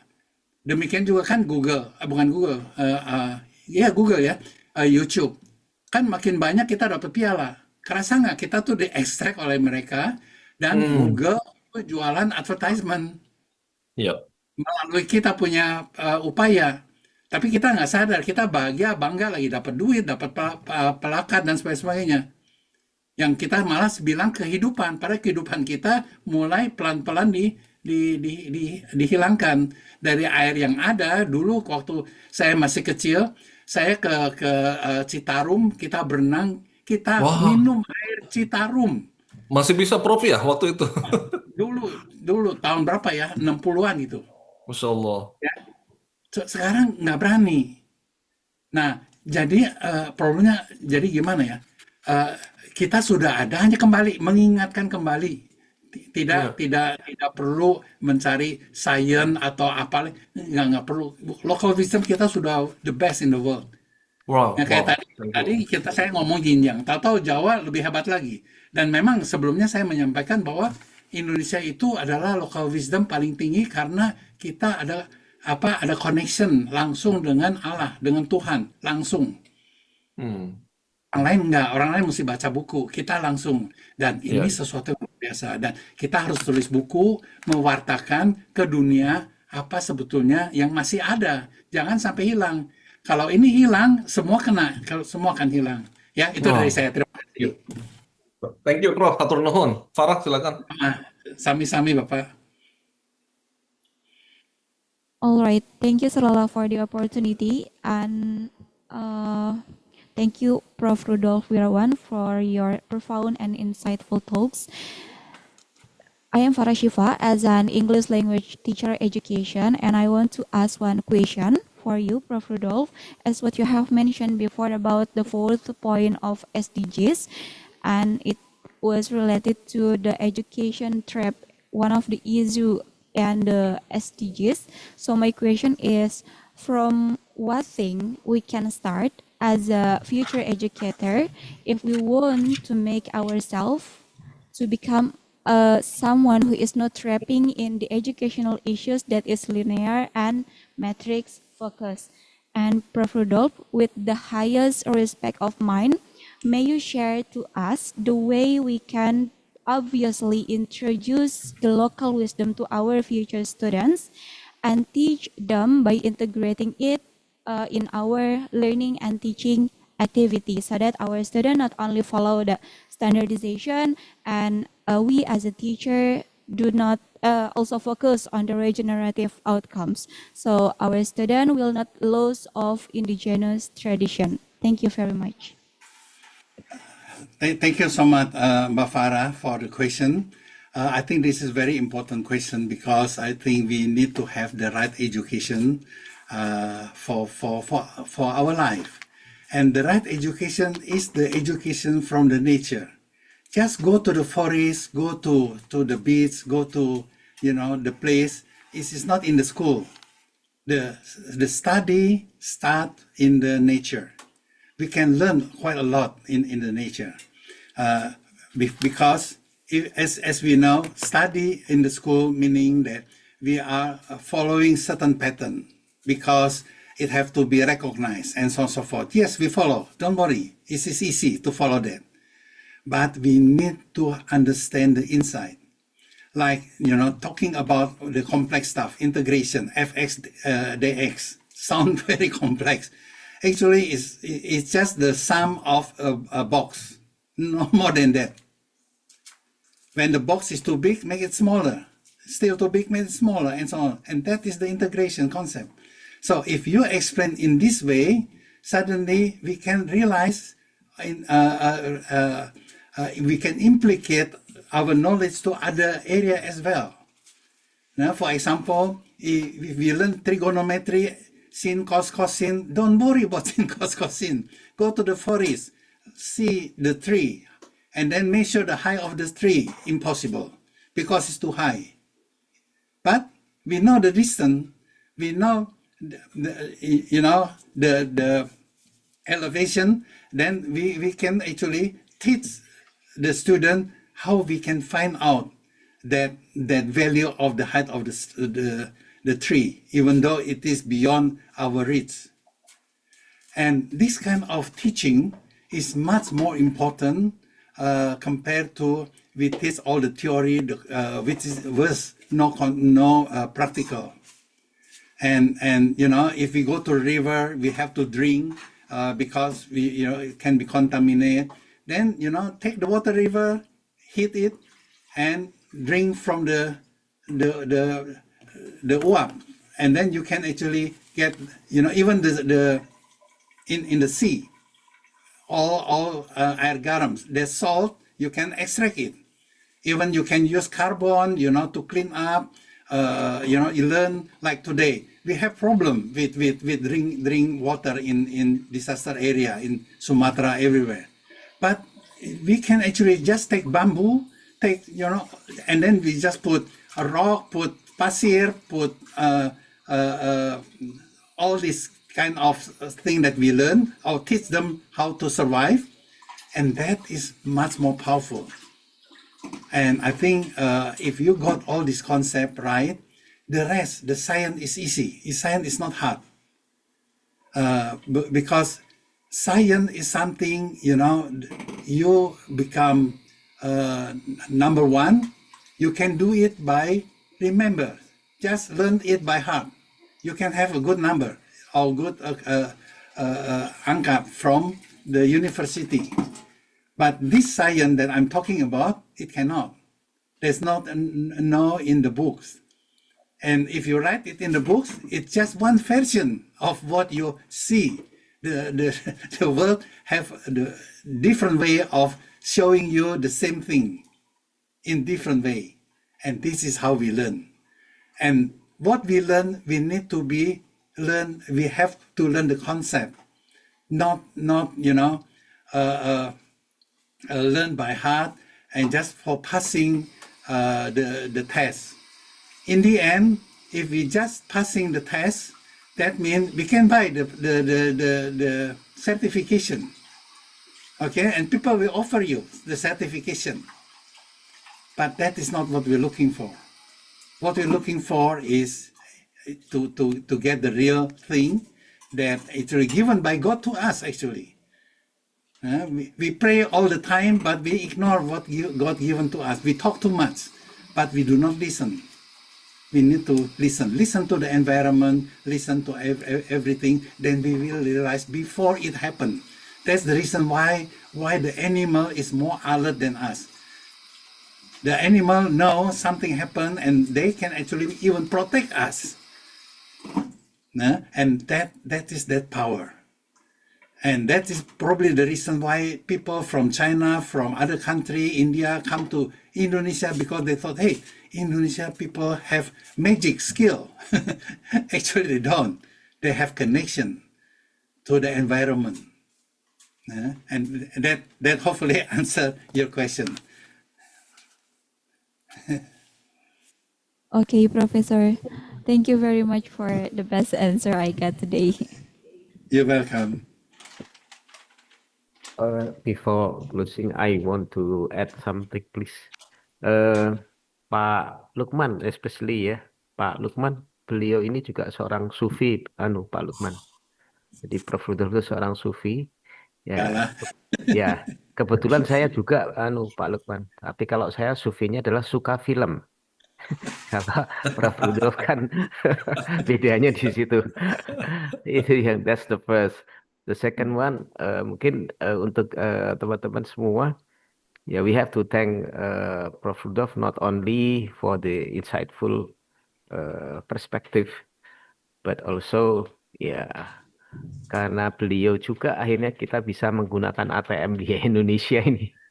Karena beliau yang ngeset mesin ATM pertama di Indonesia yang sering kita gunakan itu. Thank you, Prof.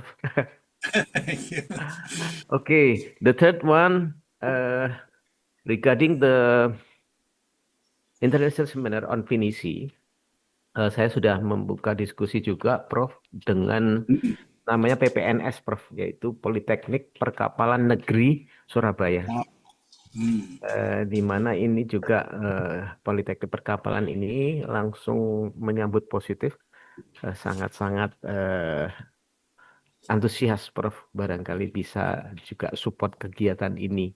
Jadi menurut saya Pak Lala, kembali lagi seperti yang saya sampaikan, Pak Lala Cirebon is a pivotal hub. Pivotal hub ini mungkin perlu Pak Lala dipropose secara masif lagi, Pak Lala. Di samping PR yang kedua adalah taking Ciremai itu sebagai tidak hanya sebagai objek, tetapi juga sebagai lokasi untuk menggali sebagai lab medianya, Prof. Pak Lala sebagai UIN Cirebon, saya kira Pak Lala. Jadi Pak Lala punya satu lab secara natural laboratory, di mana di situ lebih bisa untuk menggali, bahkan untuk melakukan kegiatan apapun, dan dijadikan sebagai sumber untuk pembelajaran, saya kira akan bagus sekali sih Pak Lala. Jadi harapannya bisa disupport oleh tidak hanya Wali Kota Cirebon melalui Pak Sarif, tetapi juga Pemkab dan terlebih lagi ke KDM. Nah, ini nyambung lagi nih, Prof. Rudolf, agendanya Prof untuk KDM, Prof? Saya belum ada agenda langsung. Tapi mudah-mudahan Januari nanti waktu saya pulang kami bisa bertemu untuk saling sharing dan bagaimana caranya supaya karena saya melihat beliau tuh benar-benar sangat aktif dalam local wisdom, sangat wise.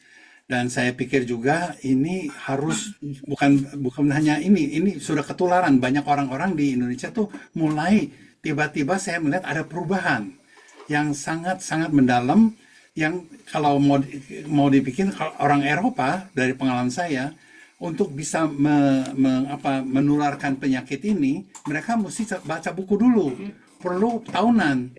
Tapi Indonesia begitu ada 1-2 orang menyatakan sesuatu yang sebetulnya sudah lama mereka tahu, itu mengingatkan kembali basic kita tuh memang itu.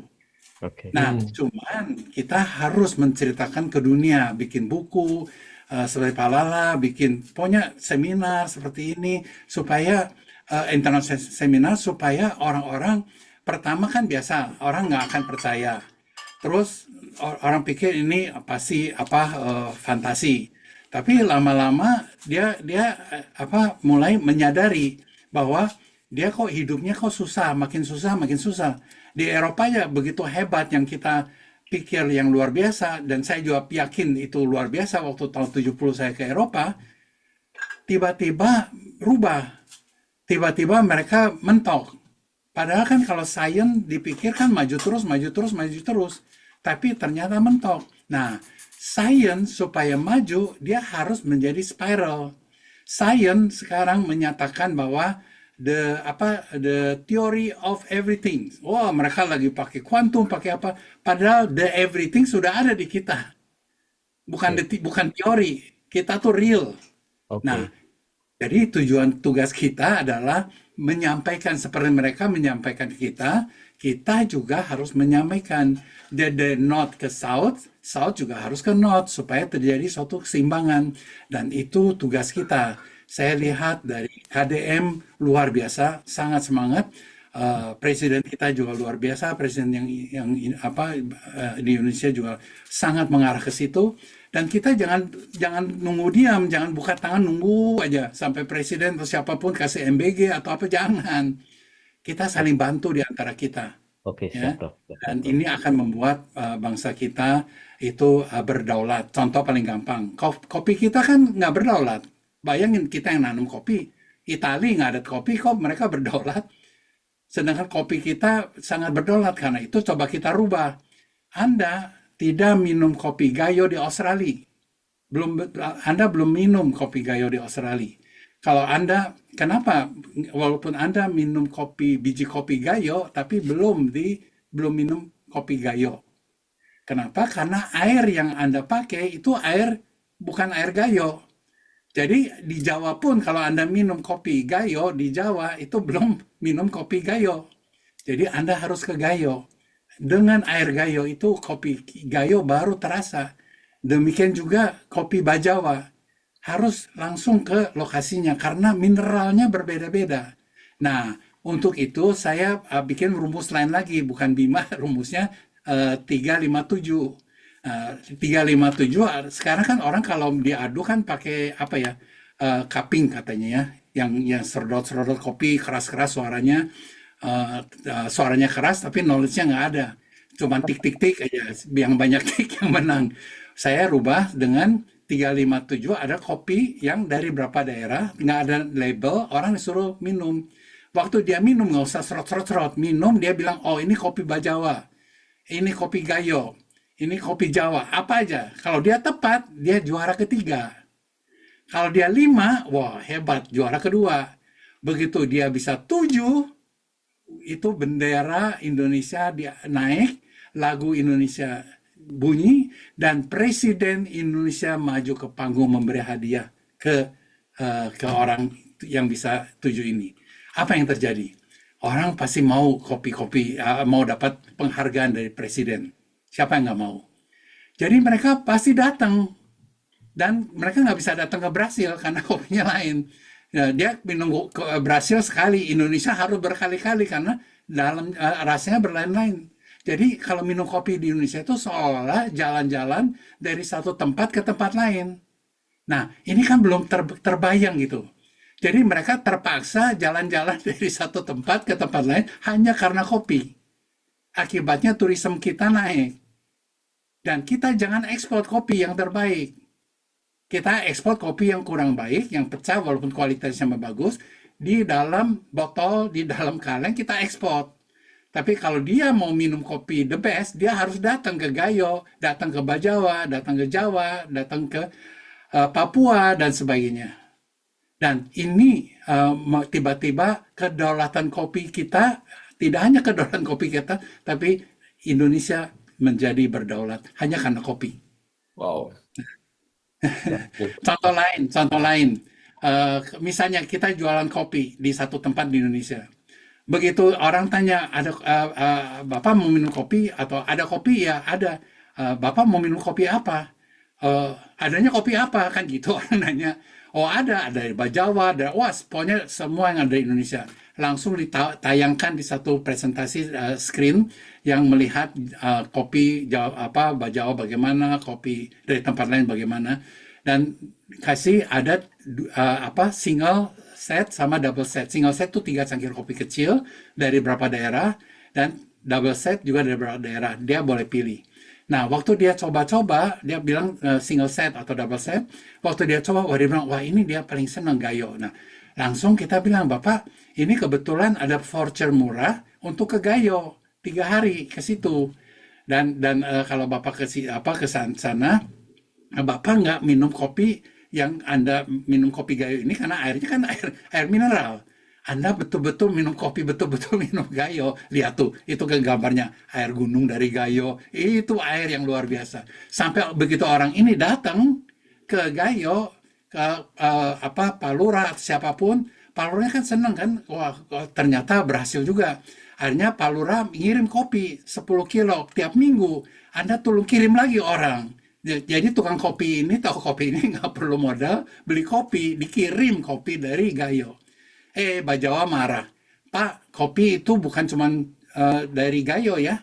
Bajawa juga enak. Dia kirim juga 10 kilo dari Bajawa. Dari Papua, dari apa. Indonesia hanya kopi menjadi bersatu. Oke, terima kasih banyak. Oke, siap, Prof. Nah, ini sekarang nggak langsung, Pak Lala, berarti ada kesempatan Pak Lala untuk Prof. Rudolf. Kan beliau 15 Januari ke Riau. Ya. Terus beliau pulang, ya ada insight tentang Jawa Barat dan lain-lain. Baik. Nanti Barangkali kita atur itinerary agendakan. baru nih. Mungkin Ya. harus ngajak Prof. Rudolf ketemu Abah Suka dulu di gunung, Prof. Kalau Ayo, berkenan, saya senang. kami jemput Prof ke Bandung. Nanti kita ke gazebo-nya Maukat. Kita mengadakan Nah, simposium itu. kecil dulu di gunung, Prof. Tapi online. Ya, Puan, Kita di akan gunung mewartakan hal-hal terbaik yang kita punya dari Indonesia ke dunia. Kebetulan di Gunung Ciremai juga ada kopi yang sangat enak, wajah Wah. kopi namanya, Prof. Dan Hmm. kita masih minum dari air gunungnya, Prof. Wah. Jadi di sana. Oh, Nanti apa lagi coba? betul gitu, Prof. Terima kasih. Dan satu lagi, Prof, sebelum ke sesinya Pak Luqman, bahwa Charles Darwin University hari ini punya wakil rektor yang khusus untuk membahas kerjasama dengan Indonesia. Nama Vice Chancellor itu namanya Dr. Nathan Franklin, seorang antropolog sejarah. Beliau juga meneliti tentang Gus Dur. Tahun depan itu mereka berencana mengadakan sebuah event internasional dengan Indonesia berjudul Digital Transformation lah intinya. Tapi nanti saya mau propose bahwa digital transformation-nya itu yang harus punya akar. Nah, untuk konsep Cirebon ini, kenapa harus kalau wisdom dan lain-lain? Karena kita tidak mau going digital without the roots gitu, Prof. Jadi mudah-mudahan Prof juga bisa kami undang di acara itu. Memang mereka juga masih persiapan, Prof. Mudah-mudahan Ya. juga UIN Cyber Syekh Nurjati Cirebon menjadi hub untuk kerjasama internasional Charles Darwin University. Barangkali nanti kami juga bisa mengundang Pak Konsul Darwin, Pak Bagus ya, Konsul Darwin Konsul RI di Darwin maksudnya. Dan nampaknya beliau juga happy dan ada beberapa profesor yang indigenous Australian, Prof. Gary, Wow. Prof. Gary kalau nggak salah yang bisa kita undang juga. Beliau sangat paham tentang kosmologi aborigin dan indigenous, sorry. Ya, Nampaknya kita bisa moving forward tahun depan, Prof. Ada beberapa event kecil, lalu event besarnya nanti yang konferensi di Pinisi dan lain-lain. Dari saya, segitu dulu Prof informasinya, mungkin sebelum ke Pak Luqman. Terima kasih. Silahkan, boleh thank saya you so nambah much. dikit? Boleh saya nambah dikit? Enggak, Prof, silakan. Soalnya tadi pasti omongin tentang aborigin ya. Ya, Dan saya ingat dulu waktu kita ada Spice Route right, dengan Finis, itu kita sudah ada hubungan sangat-sangat baik dengan baik, aborigin. aborigin. Dan keinginan saya mudah-mudahan dari seminar-seminar ini kita bisa membangkitkan kembali konsep-konsep itu karena sampai hari ini saya mendapat berita bahwa mereka selalu ada tarian-tarian tertentu yang sebelum kapal Finisi datang mereka mengadakan penyambutan. Even today Oh, udah nggak ada, tetap mereka lakukan. oke, Dan oke, kita harus implementasi ini, make it happen, right, supaya mana terjadi hubungan yang sangat baik antara Australia dan ini, Indonesia dan dunia. wow, Dan tadi yang soal Cirebon tadi yang Bapak katakan di gunung itu sangat bagus. Nanti saya dengan interaction ini, saya jadi ada bahan untuk menulis white paper tentang Cirebon, tentang local wisdom untuk disebarkan ke dunia. Gitu. baik. Terima kasih. Terima kasih, hatur nuhun, Prof, hatur nuhun. Thank you. Farah?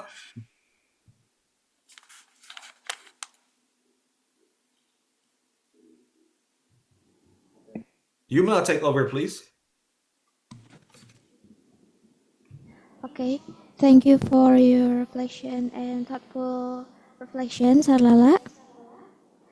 And also thank you for everyone for the thoughtful questions. Before we officially close today's sessions, allow me to deliver a brief summary of what we have learned. Today, Professor Rudolf explained how the BIMA frameworks offer transformative ways of thinking about development, especially in responding to global challenges that the SDGs have not fully resolved. Instead of relying on linear, technocratic approach, BIMA invites us to embrace a spirality, a way of understanding progress as something dynamic, relational, and continuously evolving. Through this perspective, BIMA encourages us not only to solve problems, but to restore balance in our communities, our system, and our connection to nature. On behalf of today's sessions, I would like to express once again our sincere gratitude to Professor Rudolf for sharing us such meaningful and deeply reflective presentations. To all participants, thank you for your engagement, your questions, and your presence. We hope today's discussion inspires us to rethink development in a way that we are more human-centered, regenerative, and aligned with the wisdom of our local culture. With that, our session has come to an end. Thank you very much, everyone, and have a wonderful day. Kembali ke MC. Thank you. Okay, thank you for Professor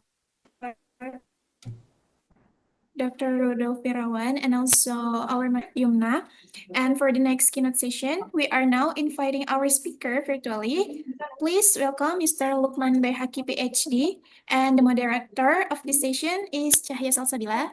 So for Sister Cahya, time is yours.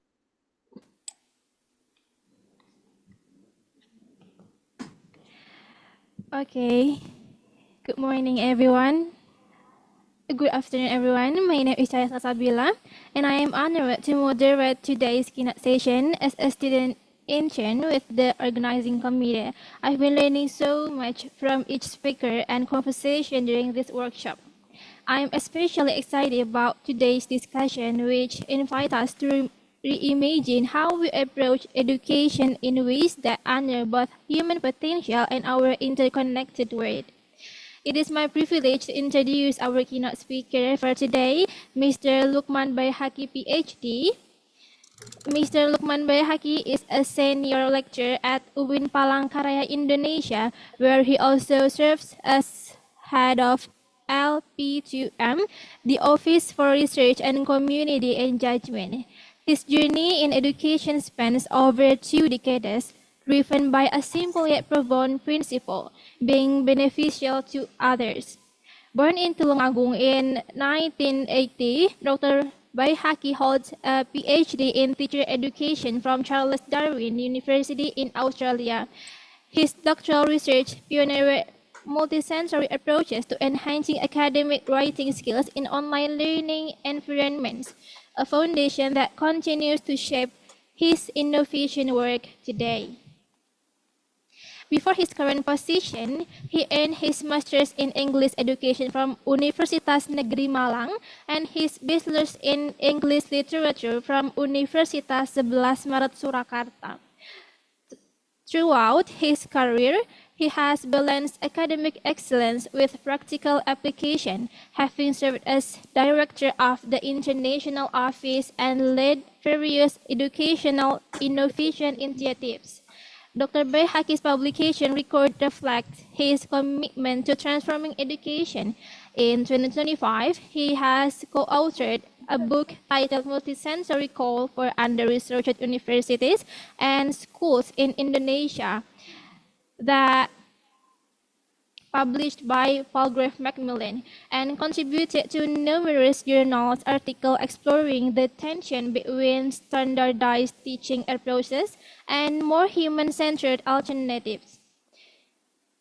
His international experience includes being a keynote speaker at conferences across Australia, Malaysia, and Indonesia. Most recently, he presented at an international symposium at Charles Darwin University on integrating educational, psychological, and biological methodologies. Today, Mr. Baehaqi will share insight from his latest research with us in a presentation titled Beyond Linear Teaching, a Circular Multisensory Approach to ELT for a Regenerative Future. This work challenged conventional educational paradigms and invite us to consider more holistic approaches to language teaching that nurture both individual growth and community connection. Mr. Baehaqi, we're eager to learn from your perspective. The time is yours. Thank you very much, moderator. Assalamualaikum warahmatullahi wabarakatuh. Waalaikumsalam warahmatullahi. My presentation today is inspired by the BIMA framework by Professor Dr.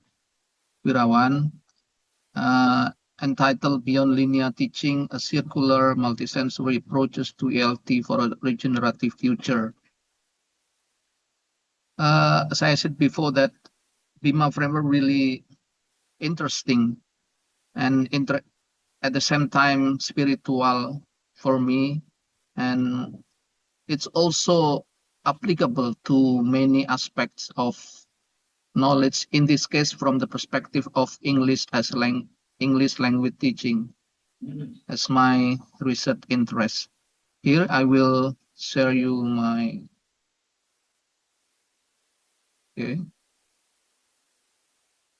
presentation.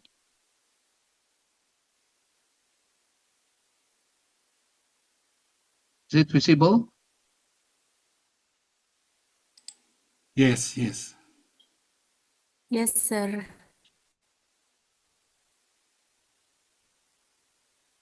Beyond Linear Teaching, a Circular Multisensory Approach to ELT for a Regenerative Future.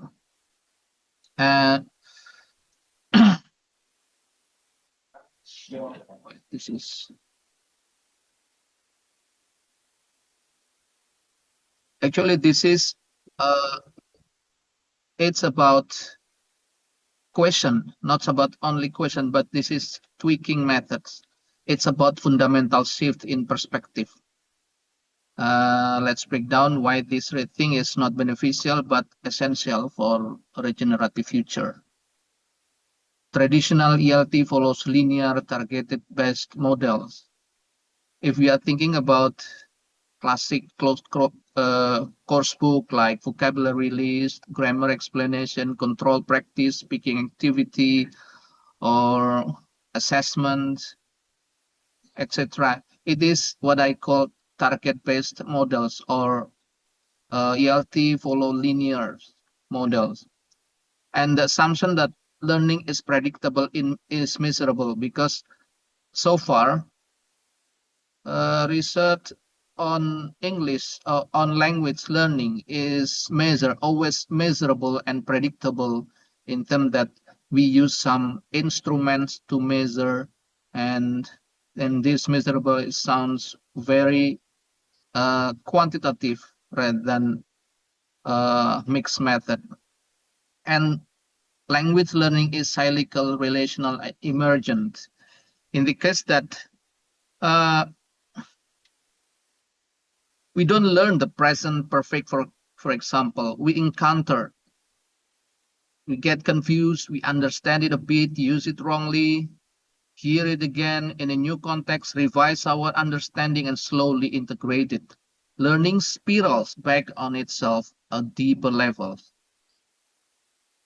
And why it's relational? Language is not code to be cracked in isolation. Yeah. And emergence, it always emerges from authentic use and what exposure that we have. And we need models that reflect how humans actually learn. Limitation of linear ELT, fragmented skills, grammar, vocabulary, speaking separated. We have in our classroom, teacher teach grammar, and in another segment, they also the teachers also teach vocabularies only, and speaking and or any other English skills. And the language learning become disembodied, textbook heavy, low engagement. This is what's happening in our classroom. And the standardization erases local identity.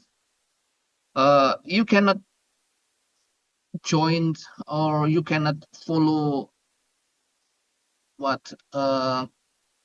scholarship if you do not pass IELTS, for example, or TOEFL, IBT.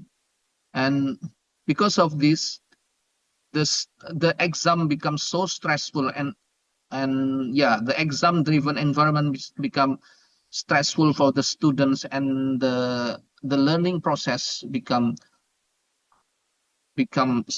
frustration for the learners.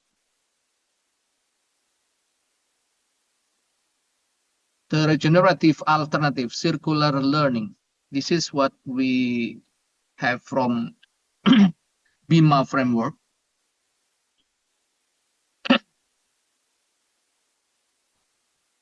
Wait, yeah, stressful, BIMA framework.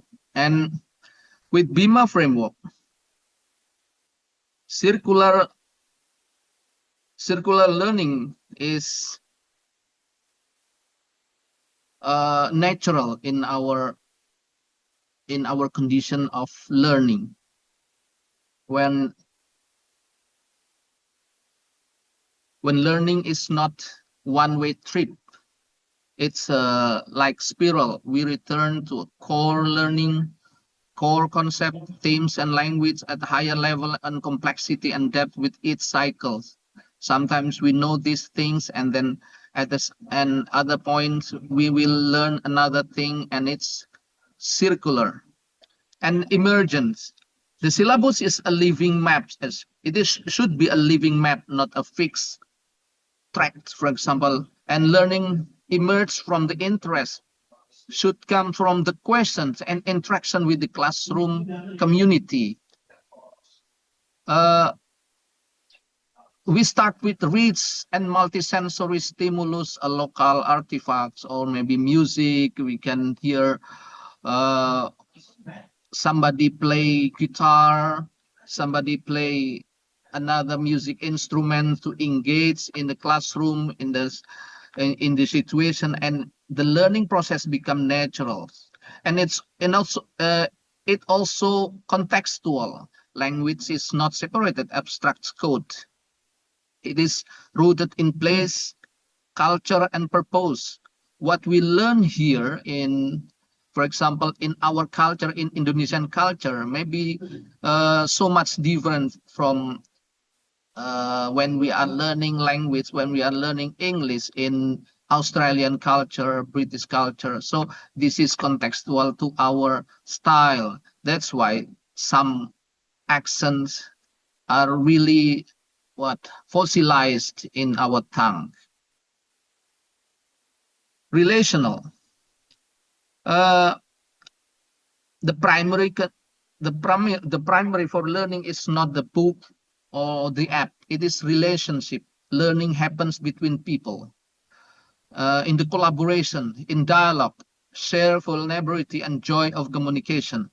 We design dialogic interaction and co-creation. That's what we call relation. Each person has connection between each other. That's what we call circular. And regenerative. This is the goal. What I call regenerative system doesn't really deplete, but it creates more energy, more agency, more connection. In the classroom, for example, the work doesn't end at the classroom door. The project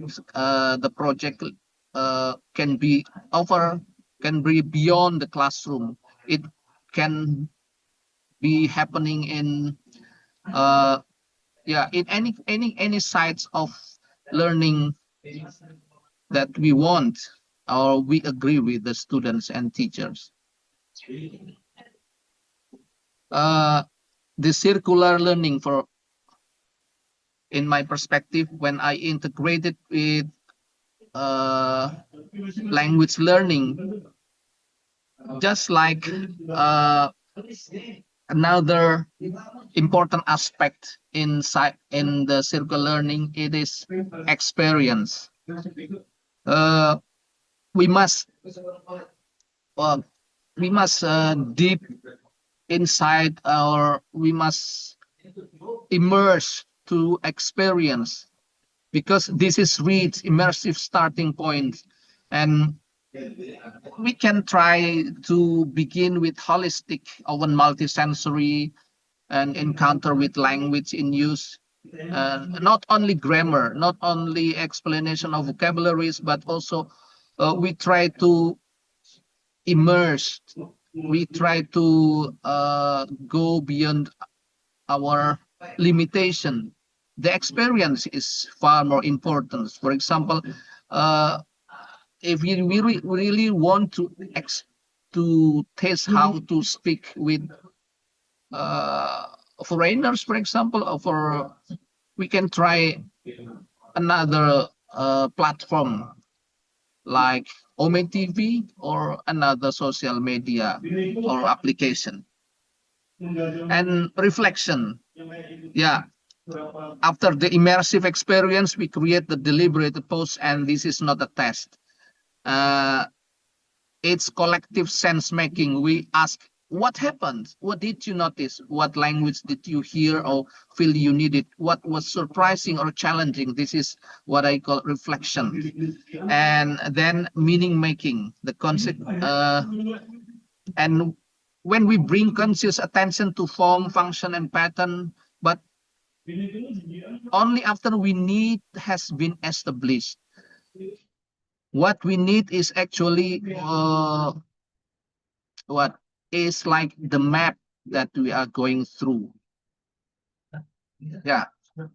And the application. In the application, student takes the new understanding and apply it creatively in a new but related context.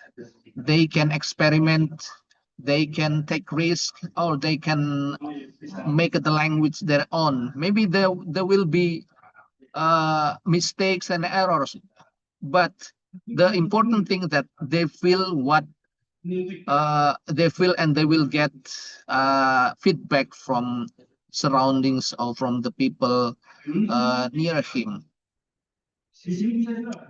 And re-experience. This is like spiral deeper when in these states re-experience our knowledge and our meaning making process is go deeper and deeper, and this is what we call by spiraling spiraling learning process.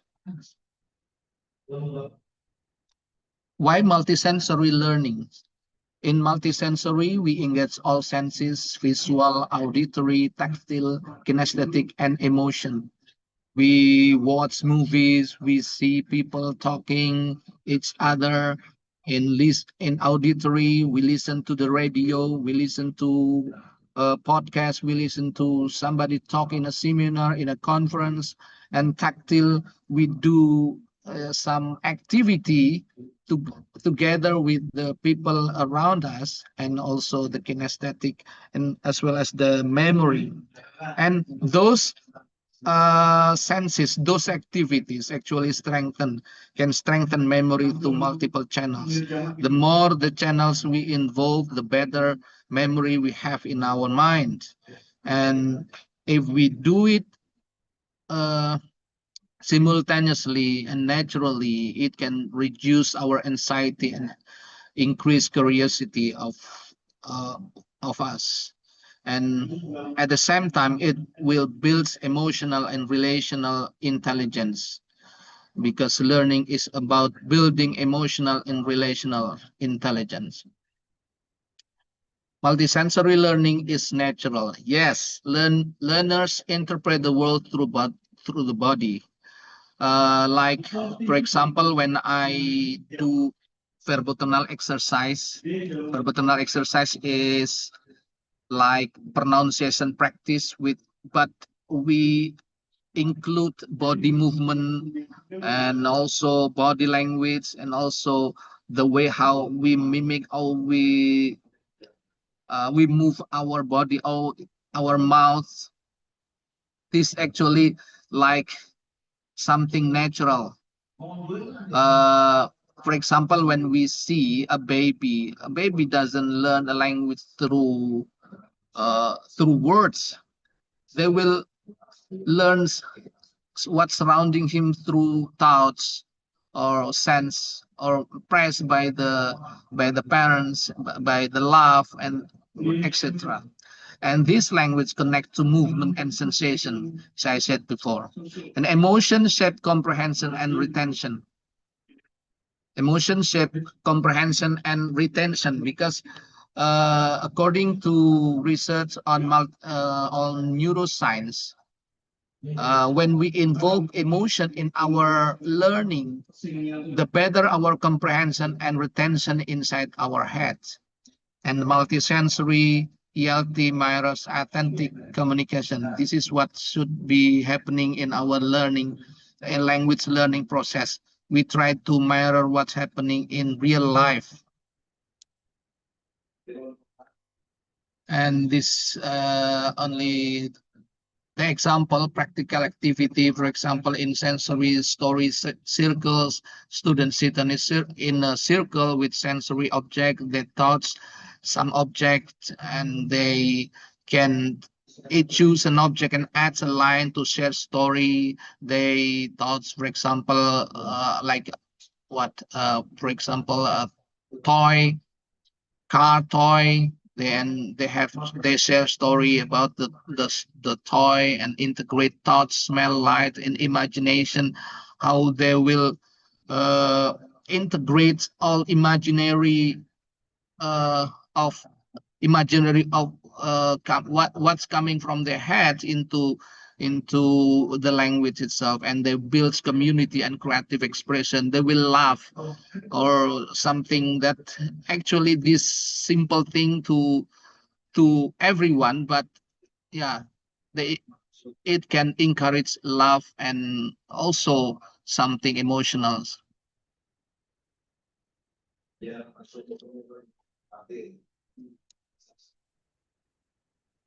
Spiral vocabulary learning, we discover, we describe, we applicate. We if we encourage them to study vocabulary, we are not only memorizing one by one words, but we ask the student to discover from a storyline or from a movie, from a music, and then they comes up with the description and the application and how they will apply the understanding the storyline in their own story. Expansion, reconnection, and vocabulary revisit weekly in new context, in another context. This is the one to connect. This is the way to connect vocabulary learning with in natural way.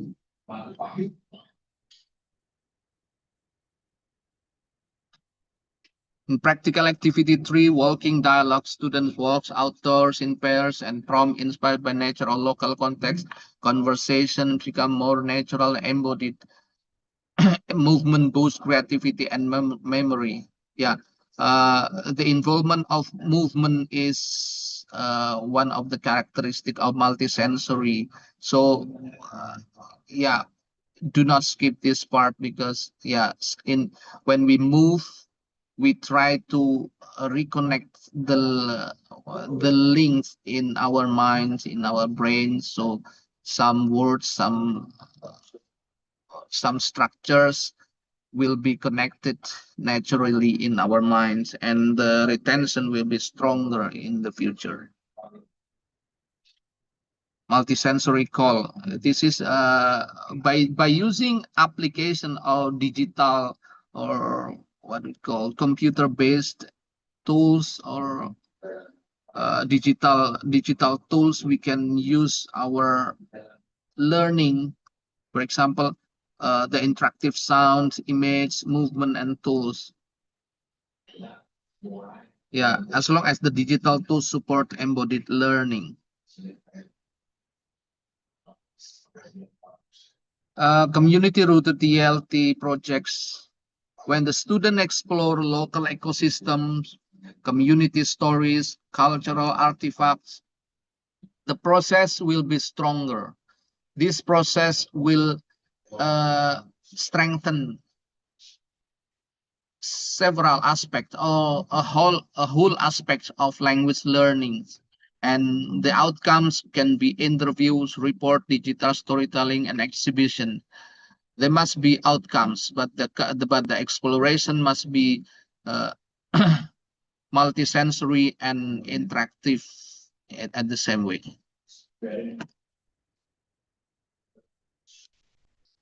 Yeah, the shift from linear to circular. From linear learning in the targeted exams, KPIs, and efficiency. Yes, this is efficiency or direct learning. We come to the renewal, balance, context, relational growth. Even though this sounds, it takes time, but the strength of this circular learning will be longer than just only linear learning. Thank you very much.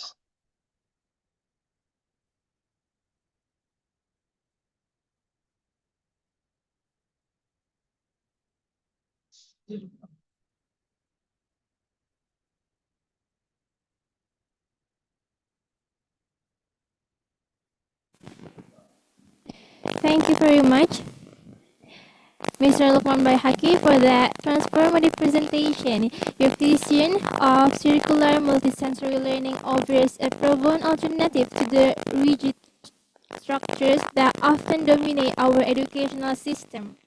What struck me most was how you demonstrated that language learning isn't merely a linear progression toward predetermined targets, but rather a cyclical, relational process that mirrors how humans naturally learn and grow.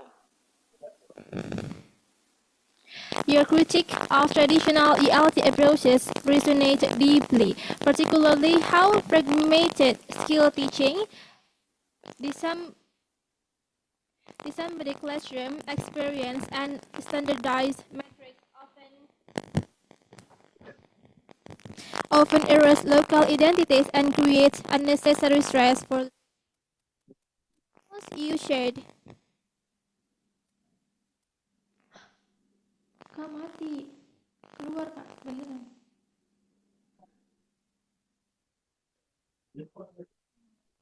Oh my god.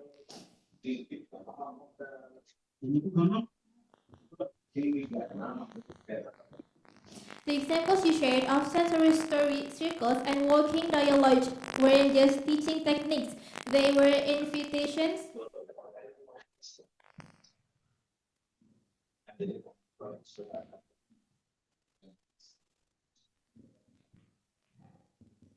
The example you share of sensory story circles and walking dialogue weren't just teaching techniques. They were invitations to reclaim education as a fully human experience. Most thought-provoking was your argument that when we shift from linear to circular learning models, we move from valuing efficiency and miserable outcomes toward honoring renewal, balance, context, and relational growth. This approach doesn't just teach language, it nurtures community, creativity, and our capacity for regeneration. Your research reminds us that educational transforming isn't just about new methods or technologies, but about reimagining our fundamental relationship with learning itself. When you say learning is a circle, each return brings deeper meaning. I believe you offer us not just a pedagogical insight, but a philosophy for living. Okay, we'll now open the floor for questions. If you'd like to ask a question, please raise your hand and kindly share your name before asking your question.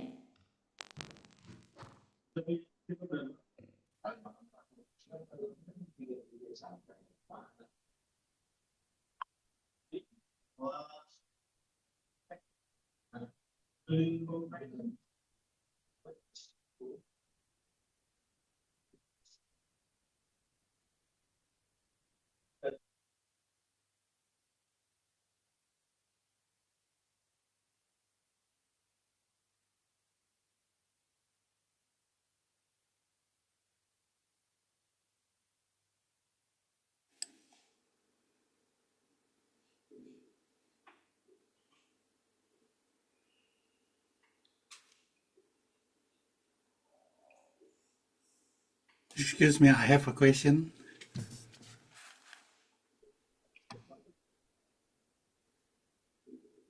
Okay, Prof. Rudolf.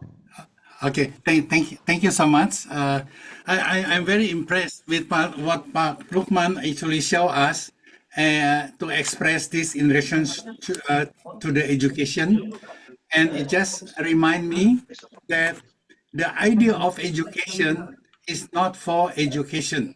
The idea here is, if you're thinking, it is actually something that is controlled from above, so that we follow.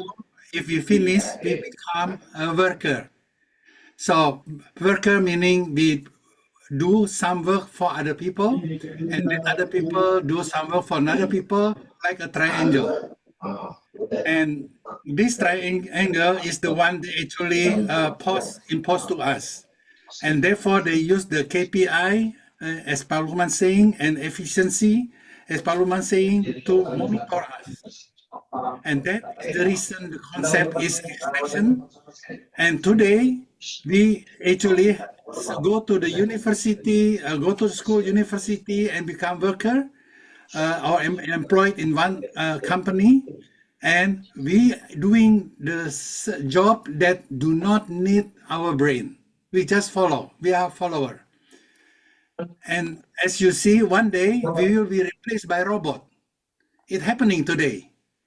And therefore, the idea is robot is they build or they use robot to extract, to optimize.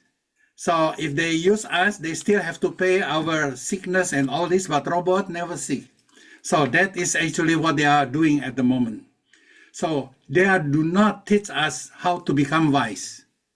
They teach us how to do the work to become a follower. But if we do not follow, our we will not pass our examination. And therefore, we have to learn, yes, we can follow, we have to follow, but on the other hand, we have to be wise. Try to learn from the core, the circle, just the core, just the very simple core. If you know the concept, you will actually grow the rest. Like Pak Luqman said that because interaction of movements, voice, you get more information. This is how you interact with people. So the presentation by Pak Luqman is very refreshing and give me quite a lot of information and reflection. Thank you so much, Pak Luqman. Thank you very much, Professor.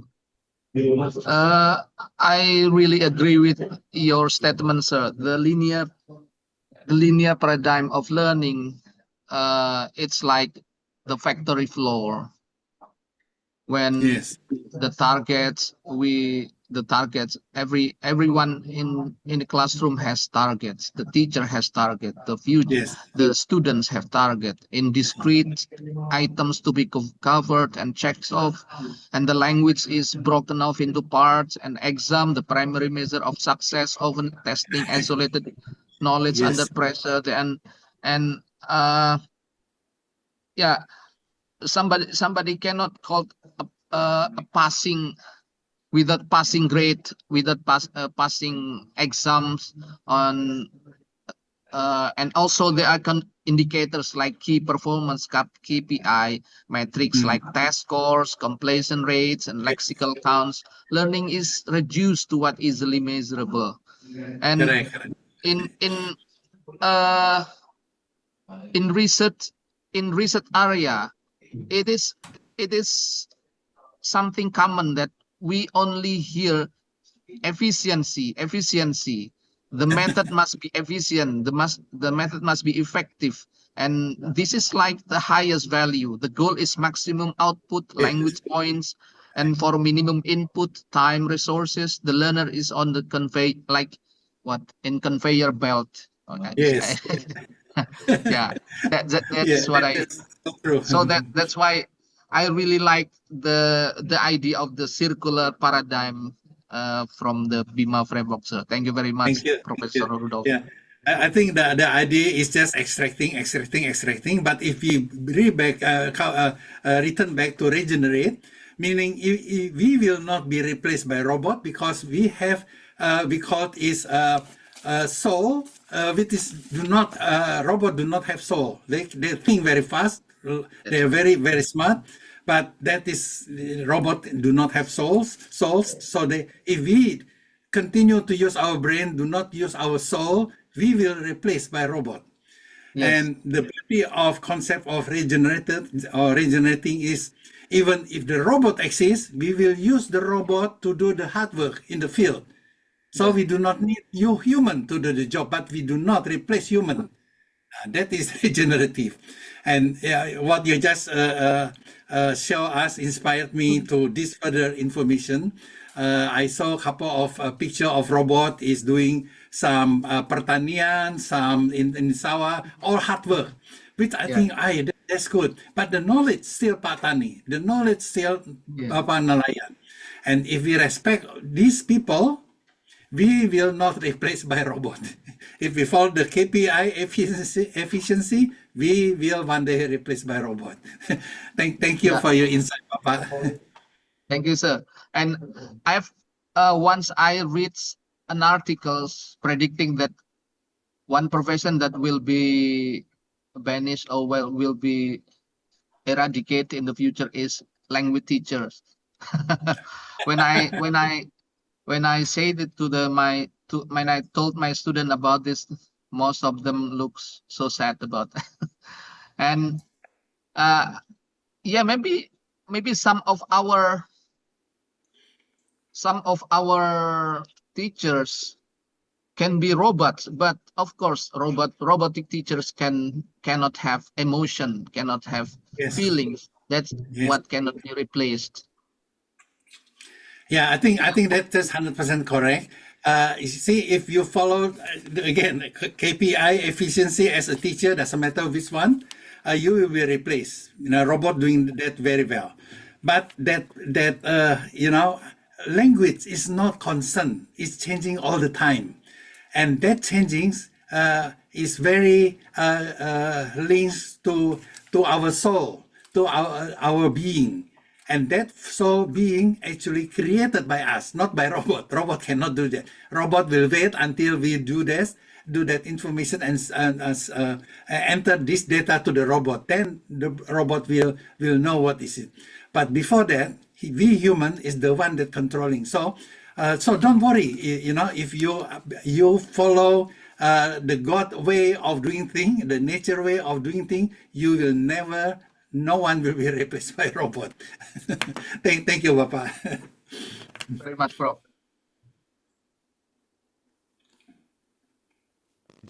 Thank you very much to Dr. Rudolf for all such helpful questions, and thank you to Dr. Baehaqi for the responses.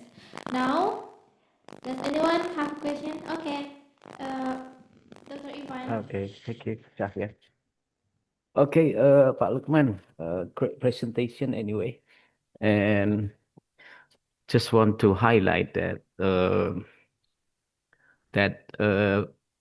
I myself have a very close partner he is from California, named Matthew Sussman.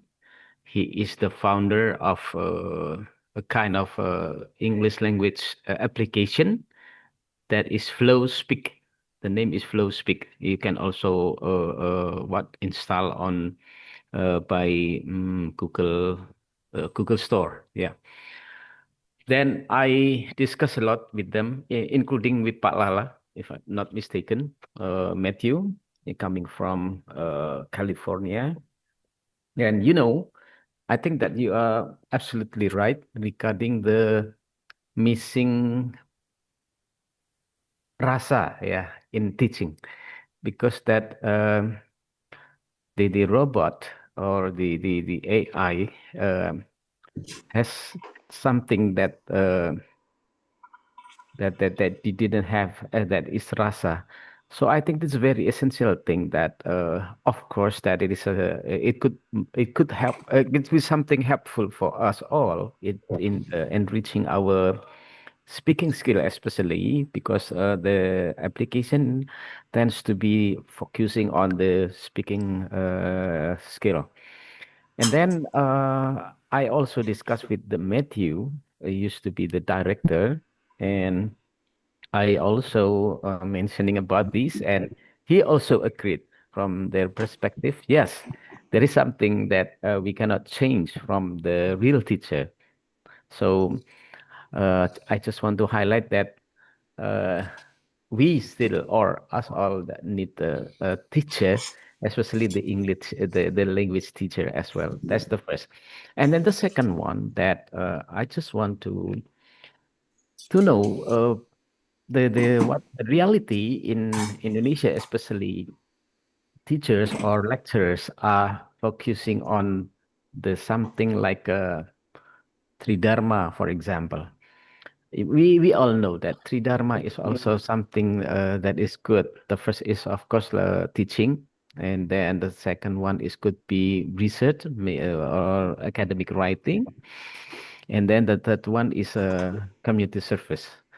But then whenever that, especially for the second thing, that is research, writing some research, they just write anything that they think that this is only for obligation. Yes. It means that they just write anything, but then never applied in the real condition. So this is something I think is very ironic thing. But then, of course, I do agree that we should be productive instead of making some evaluation and then also finding a new technique, though teaching technique or approach with a suitable approach. But then whenever it also comes to that as the fact that I mentioned before, it's just only an ironic thing. So there are two things that I need to share to you, Pak Luqman. So thank you very much. Yeah, thank you very much, Pak Ivan. I agree with you totally in this case because yeah, rasa cannot be replaced by any mechanics things. Yes. Even though we can learn a language from a machine easily, cheaply, or cheaper than from human being, but of course, rasa may be more expensive than anything. Yes. We agree that when our teachers, my teachers once pinch my ears, it feels more than anything. It's painful, but right now it is so sweet at the same time. That's why I agree with the concept of the Bima framework in this case, that life is not linear. Life is circular. Maybe that's all, Pak. Thank you very much, Pak Ivan.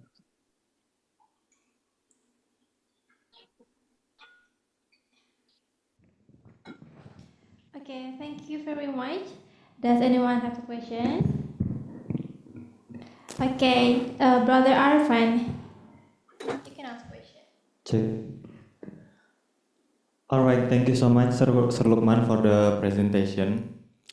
Maybe I would like to tell my story yesterday in the class.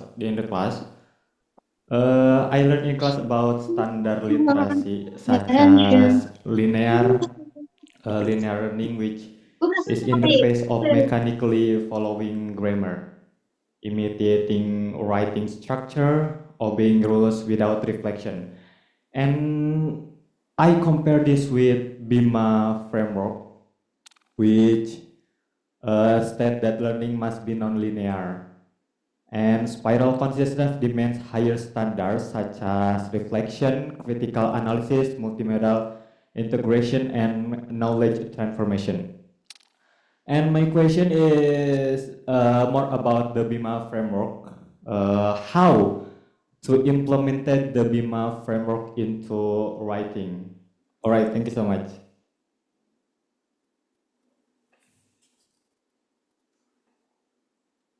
Yeah, thank you, Arfan. Maybe you have known multisensory from Pak Lala, yeah? And I'm sure Pak Lala have implemented in the classroom. Multisensory is, in this way, actually it's not linear teaching method. By involving our emotion, involving our movement, body language, gesture, and pronunciation, rhythm, the way we sound, or the way how we voice. This is actually more than a linear thing, linear paradigms. So if you can practice using this method, maybe it's at the first time maybe it seems difficult. There will be a big question in your head: how to use pronunciation to improve writing, for example. There must be a big question to you.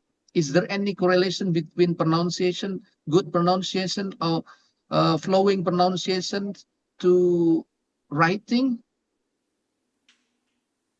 There must be many questions about that. But your question is actually natural, and this is good. Your curiosity is a good spark for the learning process. And I think you still remember the aesthetic of the reading for emotion.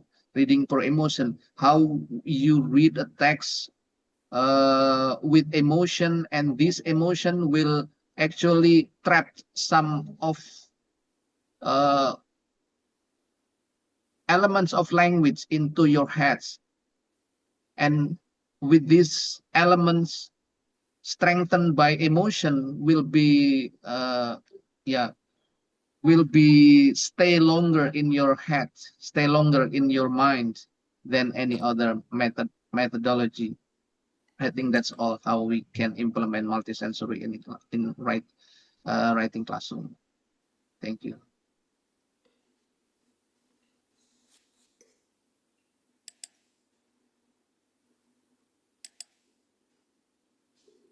All right, sir. Thank you so much. Okay, thank you very much for the response.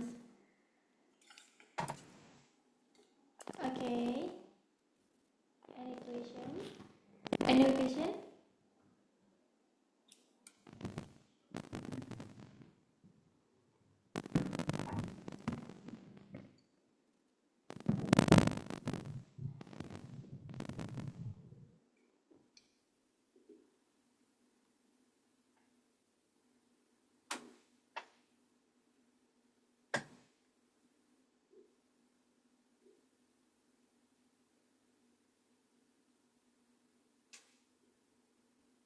Okay, anyone have question? Maybe I have one question, if I may. question. Okay. Okay. Dr. Rudolf. Okay, thank you. This just to add more to our discussion before. Pak Luqman and Pak Arafan already mentioned about this education apply BIMA. To me, this is quite interesting, and the way we implement all this kind of language, I think the best is actually start from baby, from something that we don't know at all. We have a lot of our brother and sister in Papua, for example, or in other area in Indonesia. They have different languages, and that language, if we can actually use as our mata pelajaran, not from the speaking point of view, but from the way people express, become a sound, and that is very important to understand. No robot can know about this. It's only human. So I will suggest, I can help to build AI stuff, NLP to capture the voice, but then we need to understand not just the language, but the feeling, the rasa in that language. And then we can create a best translation probably in the world, because we put rasa, not just like mathematics, 2 + 2 is 4, but we put more soul in this connection. Then I believe just from language, we will discover a history, like Palala talking about just reading the pantuns. He discovered the whole information in this area. So I think probably, we can start with this together. I'm ready to, assist, and let's work together to make this happen. Thank you so much. Thank you so much. Thank you, Prof. Thank you.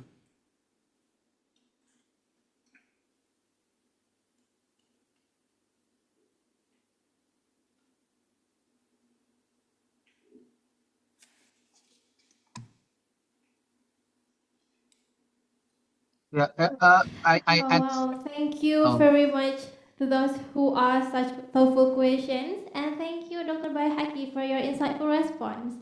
As we conclude this keynote session, I'd like to express my sincere gratitude to Mr. Luqman Baehaqi, Ph.D., for sharing his wisdom and experience with us today.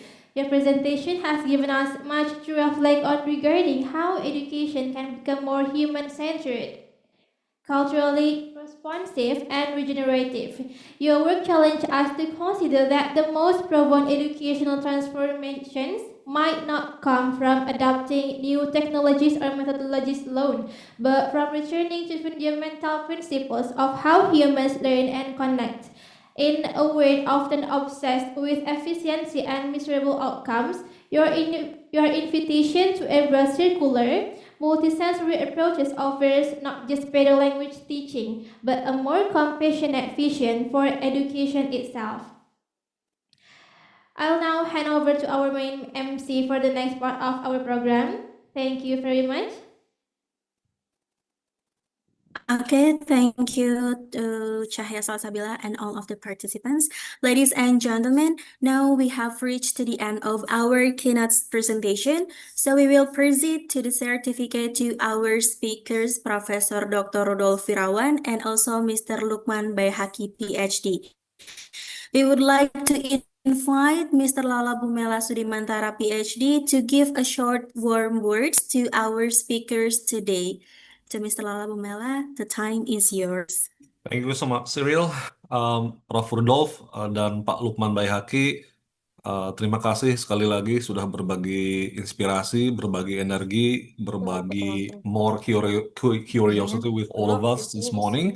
Mudah-mudahan Prof.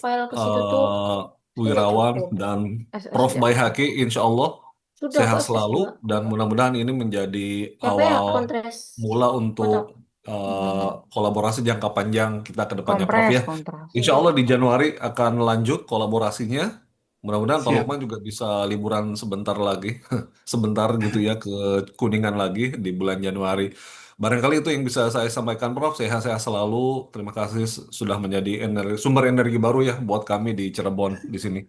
Thank you so much. Assalamualaikum warahmatullahi wabarakatuh. Thank you so much. Ya, Cyril. Okay. Ladies and gentlemen, before we officially close this session, we would like to invite all of the audience here to take a picture together. To everyone, could you please open your camera?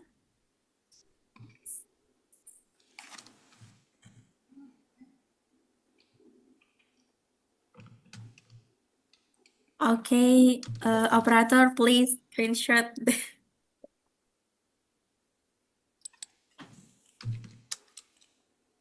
One, two, three.